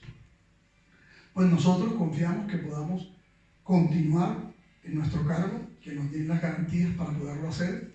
Agradecemos a los organismos de derechos humanos y a los diputados de Europa o eurodiputados y a los gobiernos que de aquí de Europa se han pronunciado frente a nuestro caso. Por supuesto que nuestra causa es el cambio estructural para el departamento de Magdalena, pero sabemos que cambiar los territorios no es posible sin que cambie el Ejecutivo Nacional. Tienen que haber cambios estructurales en Colombia. Ahora, seguramente como esto lo están transmitiendo, me imagino, cualquier cosa que yo diga puede ser usada en mi contra. Una vez que el presidente de la República se pone inclusive a señalar con nombre propio posibles candidatos para sucederlo. Bueno, pobrecito el candidato que el presidente Duque le guiñe el ojo, porque con esta, digámosle, desprestigio que tiene su gobierno, pues eso termina siendo como un fardo pesado. Ahora en las recientes encuestas, creo que ningún colombiano, ninguno de los que está aquí creyó que podía haber un peor presidente que Andrés Pastrana, pero sí, lo tenemos, el doctor Duque. ¿Sí? Es increíble, pero sí, ya llegar al, es decir, tener solamente un 20% de aceptación en la opinión pública y tener un 75% en contra, eso ya habla muy mal de quien está al frente del poder. Y eso es también entonces lo más complejo, porque eso es como una bestia herida, ¿verdad? Que mientras antes de morir, como dicen por ahí, pues hace bastante daño. Y eso es lo que le está pasando hoy a esta extrema derecha colombiana, a los sectores que pues, hoy gobiernan en Colombia y a las élites territoriales ligadas al latifundio, terratenientes que además combinaron todas las formas de hacer negocios, ¿no? Y por eso pues se metieron allá de los tiempos en el narcotráfico y defendieron sus economías ilegales con el paramilitarismo. También acrecentaron sus enormes extensiones de tierra a punto de perseguir campesinos y de asesinarlos o desplazarlos y a punta de saquear el erario público.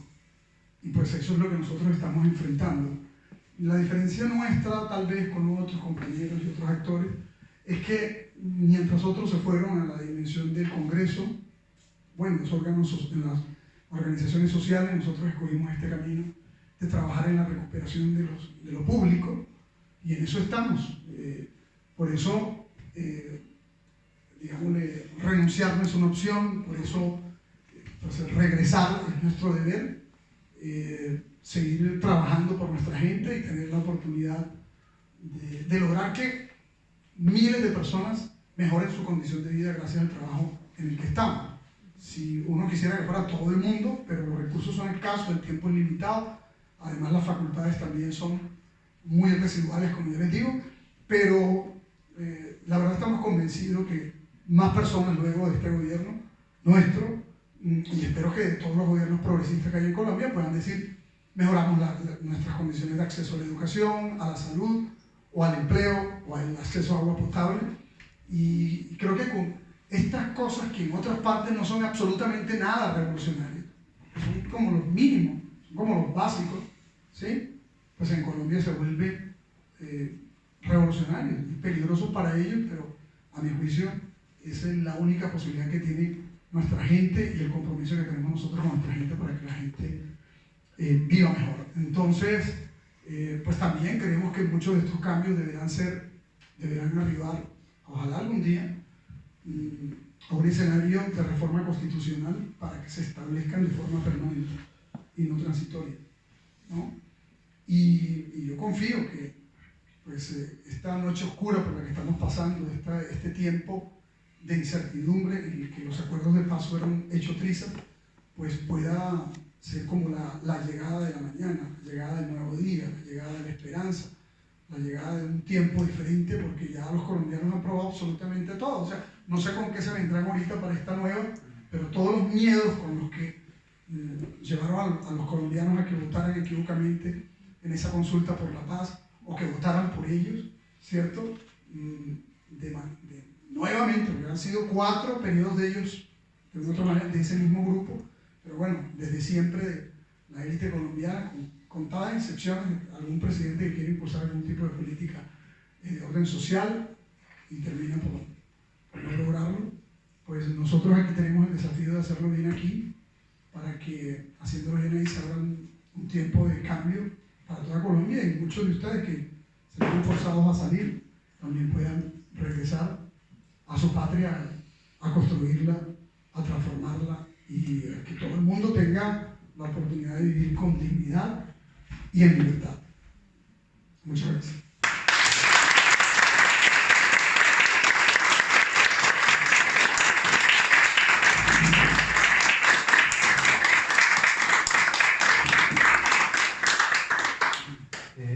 Muchísimas gracias, Carlos, por esa presentación hiper completa y muy impresionante sobre tu gestión. Entendemos como grande es tu popularidad en tu región y en todo Colombia. A mí me sorprende, me impacta en particular como tu discurso y también más que todo la práctica responde a toda esa reivindicación de los jóvenes en los últimos meses, que fueron impresionantes realmente para un país nuevo.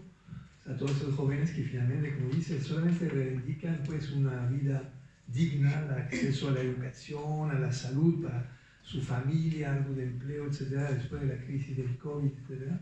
Me parece magnífico que ese departamento haya mostrado que hay manera de responder a eso, no por la represión, sino tratando de hacer planes de gobierno en este sentido, como tú dices, es absolutamente normal para un país con cierto consenso social, etcétera. Yo no sé, no tenemos mucho tiempo porque además hay la parte cultural, hay unos artistas y que han querido también hacer un homenaje. La cultura también es un apoyo. Todos obviamente estamos angustiados por lo que está pasando. Esperamos obviamente que el regreso sea... Vamos a seguir actuando para una protección. ¿No? Creemos que ese mensaje tiene que llegar. Varios embajadores están dirigiendo al presidente Duque de España, etcétera.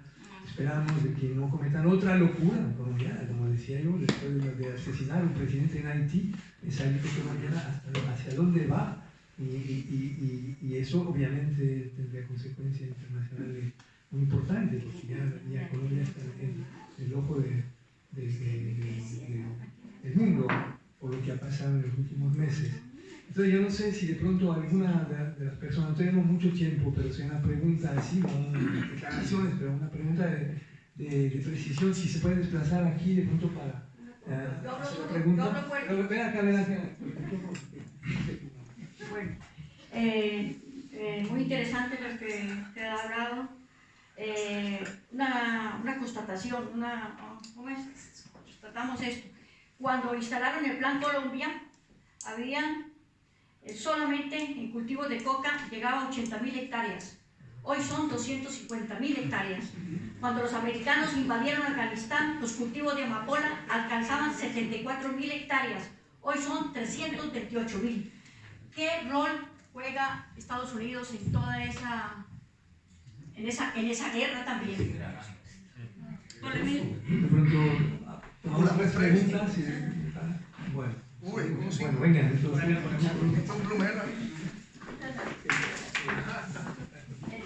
Yo quería simplemente acotar algo con respecto a lo que acaba de decir la que me antecedió, respecto a los gobiernos latinoamericanos y los gobiernos narcos. ¿Qué tienen que decir? Muy buenas noches. Yo quisiera felicitarlo porque usted dentro de su exposición me aclaró muchas cosas que yo a nivel personal he reflexionado sobre mi país. Pero sí quisiera de que usted me dijera 3 cosas que yo siempre he denominado mis 3 varitas mágicas. Y en donde en cada punto que usted tocó encontré algo que es algo muy delicado, no solamente en Colombia, en cualquier país, y que se llama la privatización de la salud, de la educación y del transporte. Son 3 puntos supremamente delicados y están privatizados en Colombia. Y ahí empato, ¿qué opina usted sobre si se hiciera una propuesta al próximo presidente, a gobernadores, alcaldes y gentes que tengan que ver hasta con lo más mínimo administrativo de lo que es el presupuesto de Colombia, de que se les haga firmar un pacto en donde se le haga una veedurría, ya sea cada año o cada 2 años, y si no cumple, que hayan sanciones? Porque es que para mí personalmente desde ahí viene la alcahuetería de que no cumplen lo que prometen. Gracias. Muchas gracias. Bueno, mi inquietud es, su proceso ha sido limpio, democrático, transparente. No les gusta tampoco. La guerra tampoco les gustaba, no servía. Yo pregunto, con el software que hay, que es privado, que no, por ser privado no admiten que sea veeduría. Entonces, ¿qué vamos a hacer? ¿Será que van a entregar el poder? Es una inquietud que yo tengo, y que muchos tenemos. ¿Lo entregarán? Y con el nivel de violencia en que están, además, a través de la historia, presidente que elijan, así, y cuando se les sale de las manos o no sea de su conveniencia, lo han torpedeado. Gracias. Bueno, muchas gracias por su exposición. Mi pregunta es muy concreta.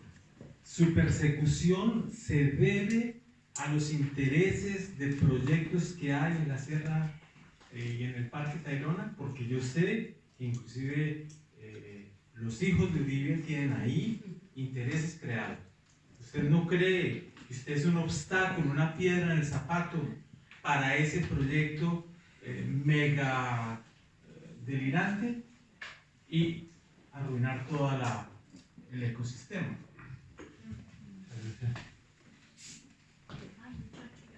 Gracias por la presentación. Yo tendría 4 dudas que espero que sean cortas. La primera, que es de vital importancia para mí como persona votante, es, si tengo entendido bien, usted va a presentarse para las elecciones presidenciales. Y si es el caso, ¿por qué? Simplemente. La segunda pregunta es, usted habla de una federación en Colombia. Entiendo muy bien el concepto. Si lo haría, ¿cómo lo haría? Porque obviamente las regiones no están todas lideradas por gobiernos, o sea, por partidos alternativos. ¿Vigilaría de alguna manera eso? Porque eso no sería tampoco muy democrático. Y tercero sería simplemente, si usted se elige sale a la presidencia y su partido no sale a la presidencia, ¿qué otro candidato o qué otro partido vería usted razonable poner al poder? Y la última pregunta, que es también muy corta, lo de las privatizaciones, por ejemplo, si usted vuelve a nacional el sistema de salud, de educación, todo este tipo de cosas, ¿de dónde sacaría el budget? Porque seamos claros, Colombia tiene muchas deudas. ¿Recortaría de algún otro lado? ¿Cuál sería? Muchas gracias.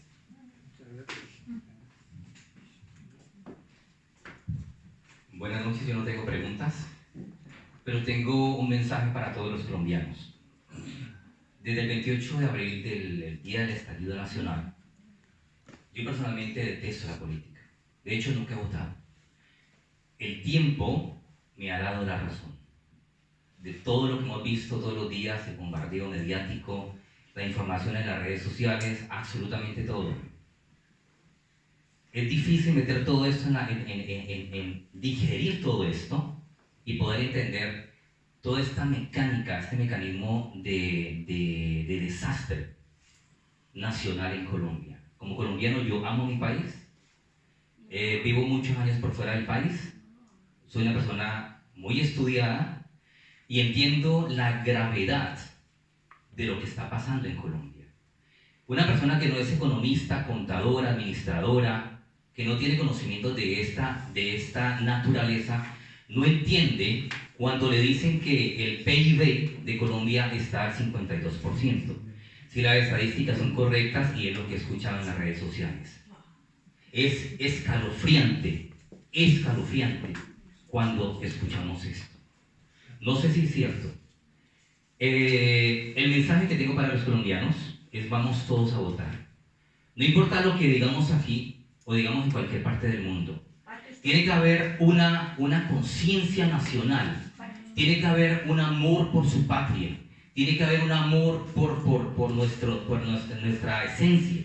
Es hora del cambio. Y el cambio inicia en el corazón de cada uno. Vamos a votar a conciencia por quien quiera que usted crea, pero vote a conciencia. Gracias. Muchas gracias por esa exposición tan esclarecedora e interesante para todos. Yo tengo una pregunta un poco más general, de alcance nacional.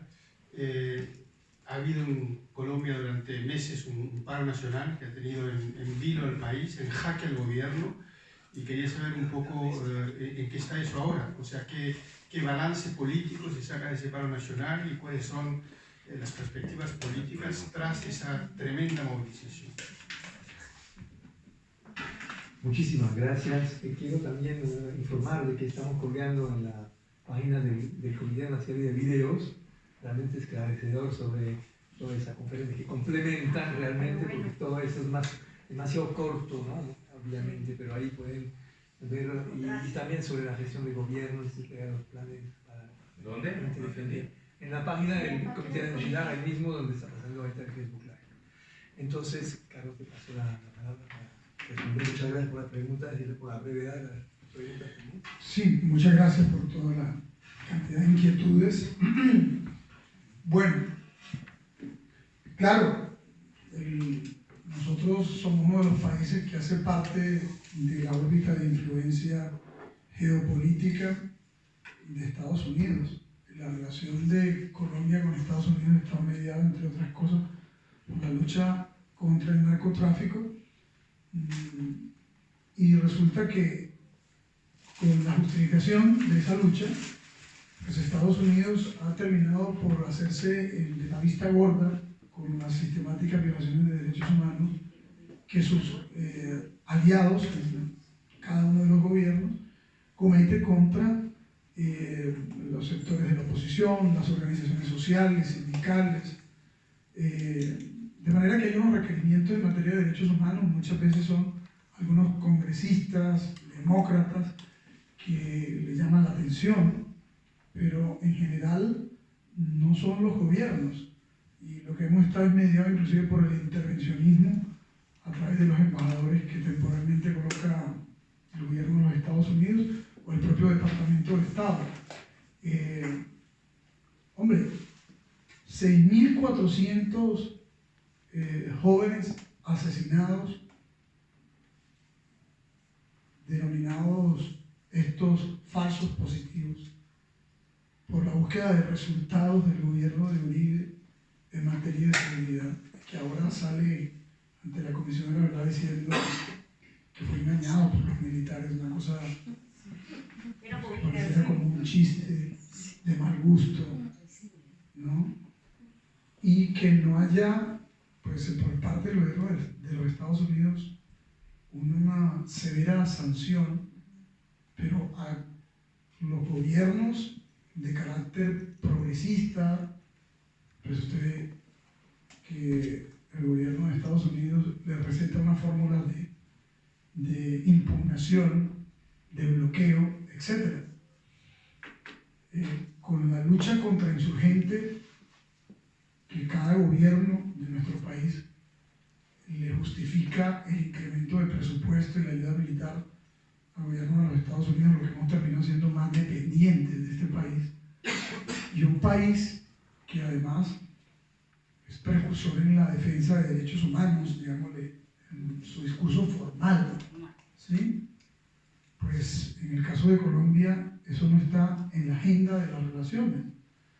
Lo que terminamos por concluir es que en efecto eso es importante, salvo mantener una relación de control geoestratégico por la posición que en el hemisferio ocupamos, ¿eh?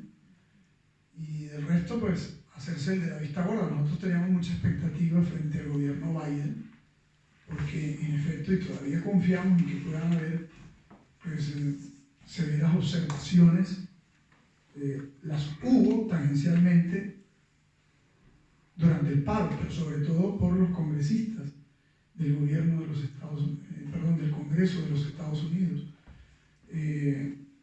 Colombia, si ustedes pues, lo analizan, es el único país que no ha tenido gobiernos democráticos o alternativos o progresistas o de izquierda, pues cualquiera sea la tipología donde usted quiera situar este tipo de gobiernos, porque por esta pasó Brasil y Uruguay y Argentina y Chile y de alguna manera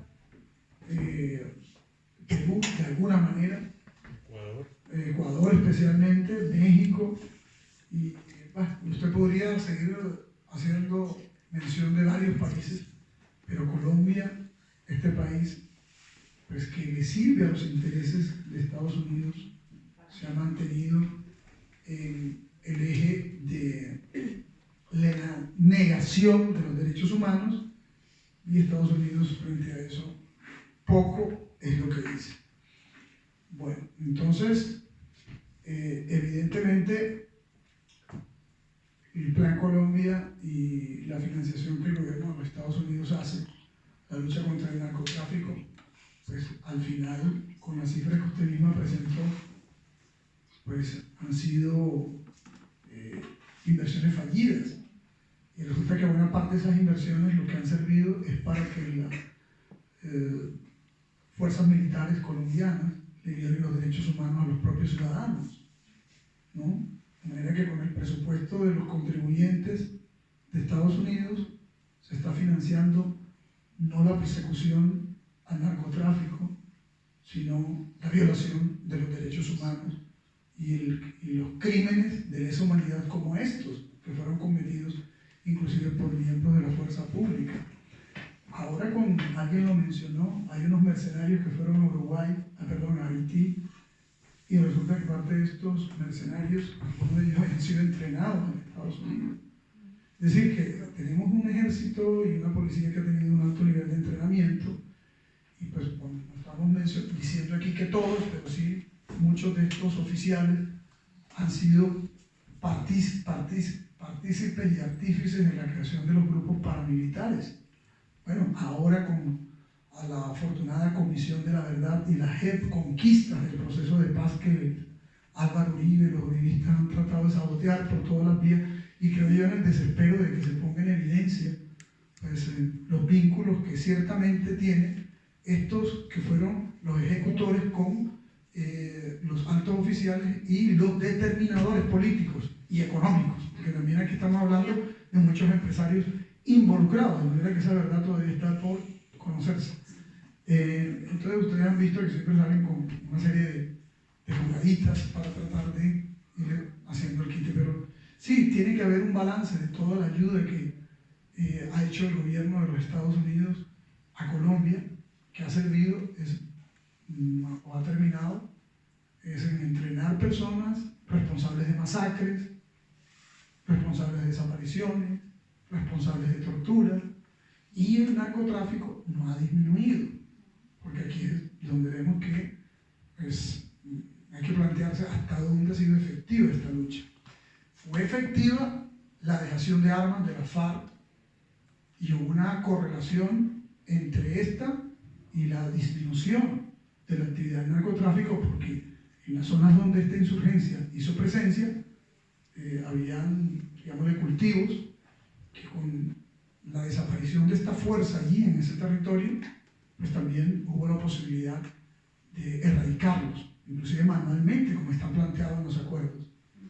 Al hacer triza, los acuerdos hacen usted triza la erradicación manual de los cultivos y facilita, como terminaron facilitando, que la ausencia de presencia del Estado ahí en esa zona la copan estos grupos, ¿cierto?, narcoparamilitares, y otra vez se reactiva el ciclo del cultivo, que a su vez alimenta la existencia de estos grupos y muchos de estos la financiación de políticos que legitiman esa causa.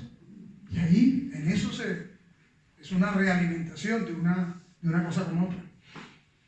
Bien, bueno, alguien habló sobre la veeduría, sí, y alguien también habló sobre el software que utilizan para las elecciones. Eso creo que fue lo que entendí. Pues en efecto, dijo Camilo Torres algo de que el que escruta elige. En nuestro caso lo que hemos puesto es mucha gente a cuidar, ¿no? Mucha gente. Cuando todo el mundo cuida, cuando hay muchos ojos encima, pues es más difícil, pero también hay que tener equipos preparados para hacer auditoría a todas esas herramientas digitales.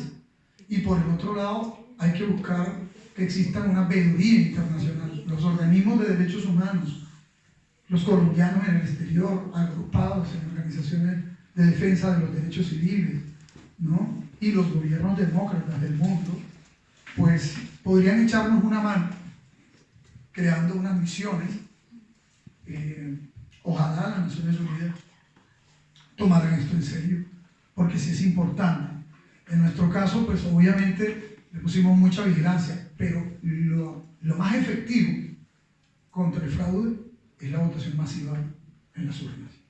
Porque por mucho que metan unos cuantos votos o unos cuantos millones de votos, pues, o miles de votos, si la gente vota por millones, va a ser más difícil. Aún así, sí hay que prepararse para todo esto.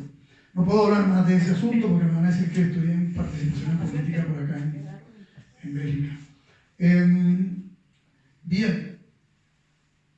Sí, la privatización de los servicios, y me preguntó una compañera, y conecto esta pregunta con la otra, frente a, listo, si se nacionaliza la salud o la educación, o aún el transporte público, si digamos en Colombia se construyen sistemas masivos de transporte como el que hay en Medellín, que es un sistema masivo de transporte que funciona bien el metro, y ahora tienen un tranvía. Si pudiéramos tener un sistema de bus público, de transporte, de metro público, de tranvía público en buena parte de las ciudades más grandes en Colombia, pues obviamente el Estado tiene que tener participación allí para que esto sea viable, lo mismo que en materia sanitaria, ¿verdad?, y en materia educativa. O sea, tienen que crearse más universidades y tienen que crearse más hospitales públicos y fortalecerse. ¿Con qué se pagará esto? Pues esa es una pregunta muy interesante, porque resulta que decíamos ahorita que es que los que más tienen allí no están pagando. Entonces, es que ¿por qué es sostenible? Estos sistemas son sostenibles en países como Bélgica o Holanda, ¿cierto? Bueno, con los países europeos. Aquí ya hay una gran discusión también sobre este tema, ¿no?, por supuesto. Y también hay sectores proclives a la privatización, o incrementar las tarifas, y es la lucha, pues, que hay que dar. Siempre el discurso va a ser, el camino es la privatización. No, el camino es la buena gerencia de los bienes públicos, de las empresas públicas. Y el camino es la responsabilidad de los ciudadanos dentro de sus capacidades, digamos, de aporte para hacerlo sostenible. Especialmente los que mejor le va en el sistema, porque los que mejor le va, los que acumulan más ingresos, los que tienen más capital, pues tienen que hacer más tributación, porque a la postre, pues, la sociedad misma, el Estado mismo le está dando garantías para que les vaya bien. Tiene que haber tributación con enfoque progresivo. Pero otro tema es también revisar el servicio a la deuda. Colombia hoy está pagando un servicio a la deuda que es superior a sus propias capacidades. Entonces, ¿esto qué quiere decir? Pues que hay que revisar las tasas, ¿sí?, y los plazos, ¿no?, como lo han hecho en otras partes. En plena pandemia, inclusive los organismos multilaterales recomendaron que los gobiernos se sentaran. Eso es lo que tú haces con un banco cuando tú no puedes pagar. Usted dice, mire, yo estoy asfixiado, no puedo, porque creo que es prioritario ahorita ingresar más personas a la economía. Si usted ingresa más personas a la economía, tiene más personas que tienen capacidad tributaria. ¿Usted cómo ingresa más personas a la economía? Muy sencillo, lo dijo allá una persona, pues denle más formación a las personas y denle más acceso a las oportunidades para que emprendan, ¿cierto? Creen más puestos de trabajo, creando incentivos, obviamente, y si usted incentiva para la creación de puestos de trabajo, si la gente tiene acceso al capital para adelantar emprendimientos, por ejemplo, si la gente, o sea, hay muchas formas, ¿no? El fortalecimiento de sistemas cooperativos y demás, pues yo estoy seguro que más personas tienen más capacidad de ingreso y al tener más capacidad de ingreso tendrán más capacidad de hacer tributación a contribución. Pero la grande, digamos, el Estado colombiano tiene que cobrarle a los que no pagan históricamente y son los que más tienen. Por ejemplo, los grandes terratenientes no están pagando, por eso se opusieron a uno de los puntos del acuerdo de paz, que es el catastro multipropósito rural. Porque el catastro multipropósito los iba a poner a pagar sobre la tierra improductiva que tienen, engordando ganado de manera extensiva, cuando esa tierra se podría colocar en función de la producción de alimentos, de manera intensiva, con un enfoque obviamente agroecológico o sostenible, porque tampoco se trata de ir a empobrecer la tierra también con sistemas de explotación tipo revolución verde a punta de agroquímicos. Aquí hay bueno, Colombia tiene reservas internacionales. Respondiendo a la pregunta de la compañía de cómo se pueden sostener estos sistemas, Colombia no ha apelado a sus reservas internacionales, ¿verdad? Y también tiene un sistema de manejo de una cosa que se llama regla fiscal, entonces que otros países no la tienen, y por eso prefiere tener unas finanzas que llaman equilibradas, que es para obviamente mantener abajo los procesos de inflación, pero que a la postre no le permiten al Estado tener capacidad de disponer de dinero para desarrollar los programas sociales que requiere. Por eso, pues, yo sí creo. Ahora, en el caso de la salud, fíjate tú, el dinero que tenemos es suficiente, lo que hay es que evitar la intermediación. Uno de los problemas que hay en Colombia, entonces, es la evasión, y otro de los problemas que hay en Colombia, además de la evasión y la ilusión, es la corrupción. Si usted recupera recursos perdidos por la corrupción, por la evasión y la ilusión, si usted recupera también recursos a través de un asunto que hay que abocarse a la discusión en Colombia. Colombia, por ejemplo, que tiene una empresa pública de explotación de recursos energéticos o de petróleo, que es Ecopetrol, los contratos de asociación que adelanta son muy leoninos para el país. O sea, lo que nos queda es muy poco versus lo que se lleva. Entonces es otro asunto también para revisar. Mejor dicho, fuentes de ingresos hay. Además, este país puede pasar factura a otros países que están haciendo una contribución mayor que Colombia en huella de carbono por la cantidad de disponibilidad de oxígeno, ¿cierto? Y de biodiversidad que hoy tiene. Entre más biodiversidad Colombia conserve, podría también pasar pues, una cuenta de cobro. Pero pues Colombia, digámosle, lo que se han conformado las élites nuestras es con hacer negocios que le van muy bien a ellos y muy mal al país. Sí, o sea, ustedes bien saben que hay los bonos estos de CO2 y demás. Y los países ricos se los venden. Así es. Bien, en el paro nacional, ¿qué balance bueno, a mí me parece que fue muy importante porque, vea, salieron casi 10 millones de personas, ¿verdad? En 62 días, ¿no? Se desarrollaron como cerca de 800 movilizaciones en toda Colombia, perdón, en 800 municipios de 1122 hubo algún tipo de movilización. Y esto es muy importante porque la movilización es una escuela de formación. O sea, lo que se aprende en una actividad de estas, que pues es importante, yo agradezco la presencia de ustedes, ¿no? Y los que hemos hecho alguna docencia sabemos que eso tiene pues unas tasas, ¿no? Entre lo que habla el expositor y lo que asimila a las personas. Pero cuando usted es un sujeto activo, cuando usted está caminando y concientizándose y conversando con otro y pendiente de por qué es que estamos aquí, y cuando usted también suelta un poco esa carga de desesperación y frustración y la convierte en un grito de esperanza, pues eso también le da esperanza a la vida misma, le da esperanza al surgimiento de una sociedad democrática. Las sociedades democráticas se deben medir por cuánta espacio tiene la gente para expresarse libremente, entre eso el de la calle, ¿sí? Cuando la gente elige los gobiernos, tiene que tener también el derecho para reclamarle, para exigirle, para cuestionarle públicamente si no le están haciendo bien, también para lo que alguien dijo aquí. ¿cierto? Para revocarle, inclusive. En Colombia obviamente no hay revocatoria del mandato del Ejecutivo Nacional, del Presidente de la República, y seguramente debe ser por miedo, ¿no? Porque no hay una correspondencia entre el voto programático, es decir, la inscripción de un programa, y lo que vienen haciendo. Pero volviendo al punto del paro, yo creo que eso fue un espacio de formación ciudadana muy importante, ¿verdad? ¿Y qué balance queda? Queda que en un país donde la gente, cada colombiano es como un mundo, ¿no? Y cada colombiano es un candidato presidencial en potencia también. Ahorita me voy a referir a lo que tú me dijiste sobre la candidatura presidencial. Hombre, es muy importante ponerse de acuerdo colectivamente, ¿verdad? ¿Y cuáles son los acuerdos colectivos? Yo creo que, miren, si usted ve la gente que opina de los gobiernos, la opinión de los gobiernos y de muchos de estos políticos que han estado al frente es pésima. Sin embargo, la opinión sobre el paro es positiva, 76, 78%, en un país donde usualmente la gente se habituó, ¿cierto?, a repeler la movilización en la opinión pública, pero muchos de estos ciudadanos que no se movilizan están viendo cómo se benefician aún si no se movilizan, porque la reforma tributaria iba a afectar a la mayoría de la población, ¿sí? Y por mucho que los medios dijeran otra cosa, la gente estaba consciente que se iba a encarecer el huevo y la comida.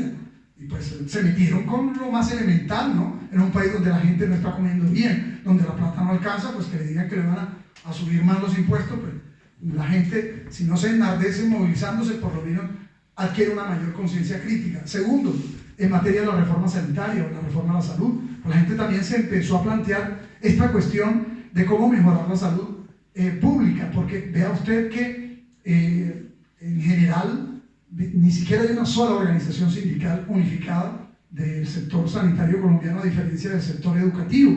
Y sí, hay varias, hay muy fuertes, pero digámosle, si usted ve, buena parte inclusive no está ni afiliado a los sindicatos, la mayoría trabaja por contrato. Como han privatizado el sector de la salud, y hay unos sistemas de intermediación tan grandes, pero la pandemia ayudó a clarificar una cosa en nuestro país, que la salud es importante. Yo creo que en medio de todo esto tan adverso y negativo que ha sido el coronavirus, pues la gente saca, y no solamente en Colombia, en Latinoamérica y aquí en Europa, pues como en limpio, temas tan importantes como la seguridad alimentaria.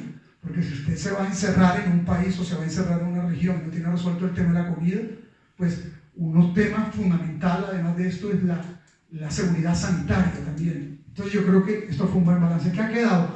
10 proyectos de ley que ha presentado el Comité de Paro, que lo han ambientado ante la bancada alternativa y que tienen que ver precisamente con que se eliminen las EPS, con que avancemos en un sistema de asimilación de los trabajadores a destajo en el sector salud a la planta, se humanice el servicio, se fortalezcan los hospitales públicos, se avance en la gratuidad de la educación, eliminando inclusive el ICTs, la renta básica como una renta, digamos, transitoria de un salario mínimo para cerca de 7.5 millones de habitantes, mientras el gobierno desarrolla un programa, por ejemplo, de pleno empleo, o por lo menos un programa de empleo, sino de pleno empleo, porque no hay claro en relación a este gobierno cuál es el programa de generación de empleo. Hay, digamos, muchos proyectos que resultan en relación al tema agrario, ¿sí?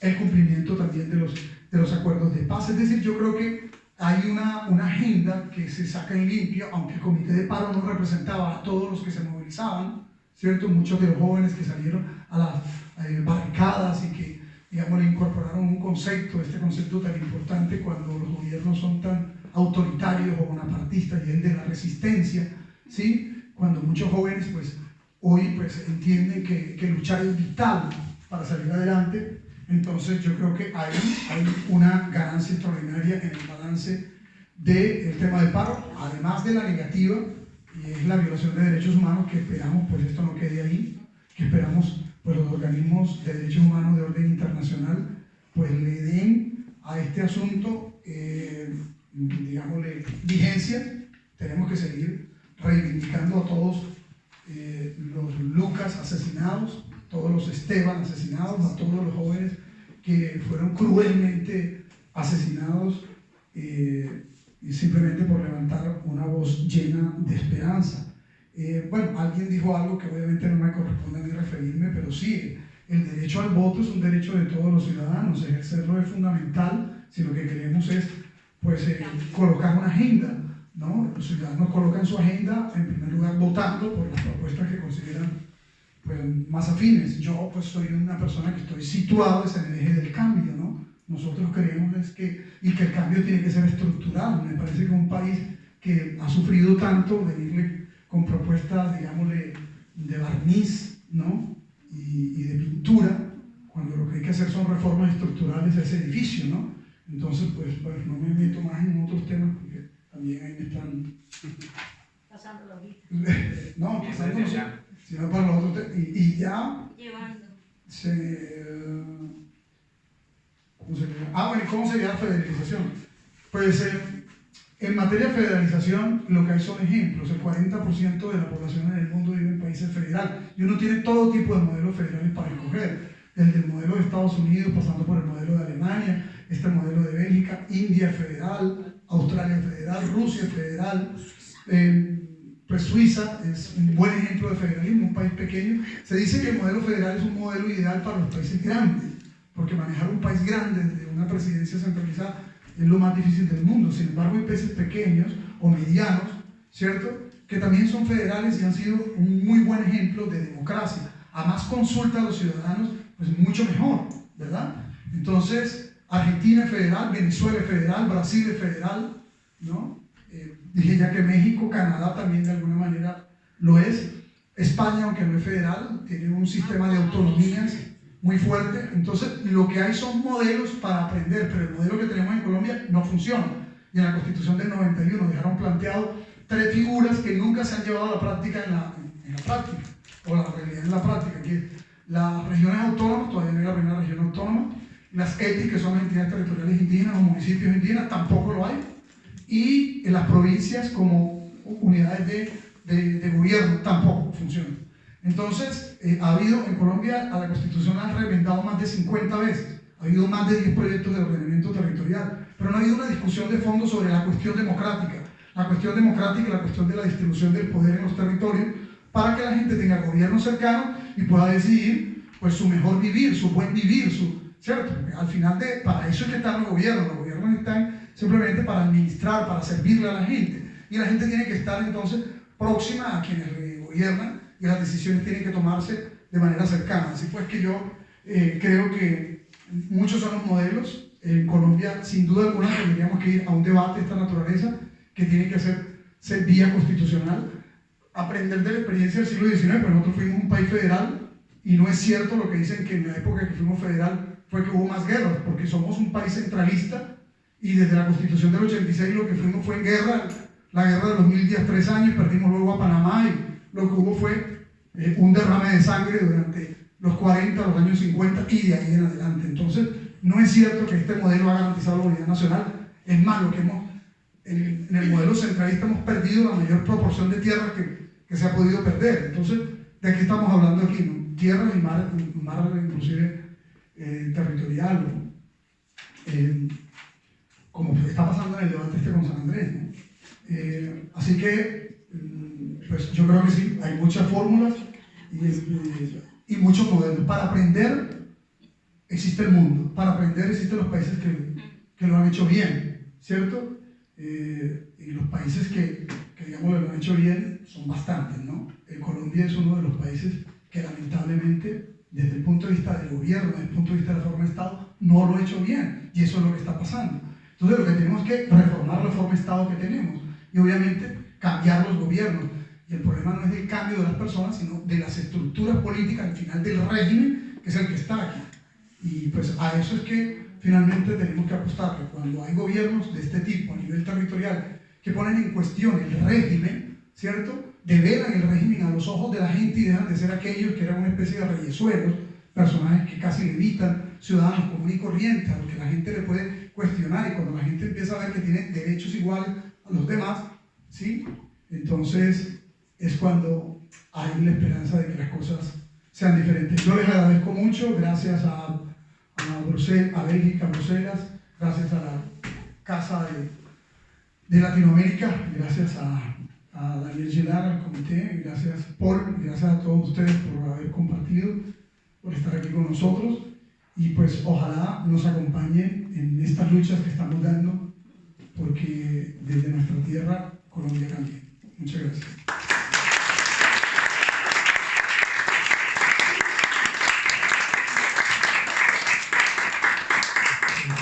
Muchas gracias al gobernador, muchas gracias Carlos.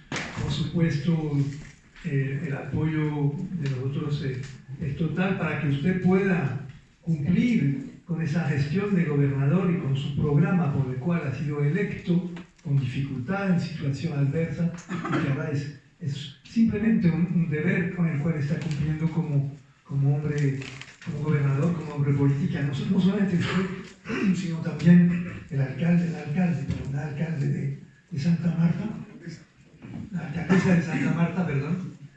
Entonces, yo pienso que de lo que escuchamos también aquí derivan inmediatamente una serie de tareas. Realmente nosotros, no solamente el comité, sino otras organizaciones que están aquí representadas o que no están representadas, esta tarea, por ejemplo, de vigilar las multinacionales, las empresas, los inversionistas que están presentes en esta zona, en todo Colombia, realmente que participan de la privatización de los servicios públicos, de alejar los servicios públicos de la gente y que están muchas veces beneficiándose de la corrupción, etc. Tenemos que tener un ojo más agudo sobre lo que pasa con eso. También los proyectos de cooperación, que realmente están muchas veces a beneficio de sectores que precisamente son los más antipopulares, más retrógrados realmente del país y también de un punto de vista no solamente social, sino de sostenibilidad. Hay otro tema que estamos trabajando aquí, que es el tema del Acuerdo de Libre Comercio. Hay que saber que la región de Bruselas está negando a ratificar el Acuerdo de Libre Comercio, porque considera que con un país, con un gobierno que viola así los derechos humanos, es imposible ratificarlo. Y cada vez más hay más voces en Europa, no solamente en Bruselas, ahora también es Bolonia, Roma, en Austria, ¿no? En toda Europa, con lo que está pasando, se dice no se puede ratificar, es decir, hay que suspender el Acuerdo de Libre Comercio mientras en Colombia no se deja de matar a la gente. Yo pienso que eso es un llamado que también tiene que escuchar las élites colombianas, porque esa campaña se está adelantando. Sobre la cuestión de las elecciones, hay observación de las elecciones, pero nosotros tenemos que observar la observación. Realmente de las elecciones tenemos que estar seguros de que sea una observación completa, no 3 expertos como fue la última vez, sino realmente una misión completa que vaya a Colombia, porque es una situación hiperdelicada y por supuesto tenemos también que vigilar todo ese proceso que está poniéndose en marcha para la protección suya, de su familia y de los otros, digamos, actores sociales en Colombia, líderes sociales y políticos progresistas en Colombia. Porque realmente usted está trabajando para cosas que son supremamente importantes para nosotros, el derecho de expresión, el derecho de ejercer política, simplemente, el derecho de vivir en paz, de vivir con dignidad, en un país, Colombia, donde todo el mundo quepa realmente, un país que cese de exportar a la región y en otros países pues la muerte, mercenario, etc. Y que en cambio pues exporte lo mejor que tiene, realmente su ciencia, su gente, su saber, digamos, sus productos y su cultura. Entonces vamos ahora a pasar, después de un gran agradecimiento a usted, vamos a pasar a la parte cultural en la cual Colombia no se queda atrás.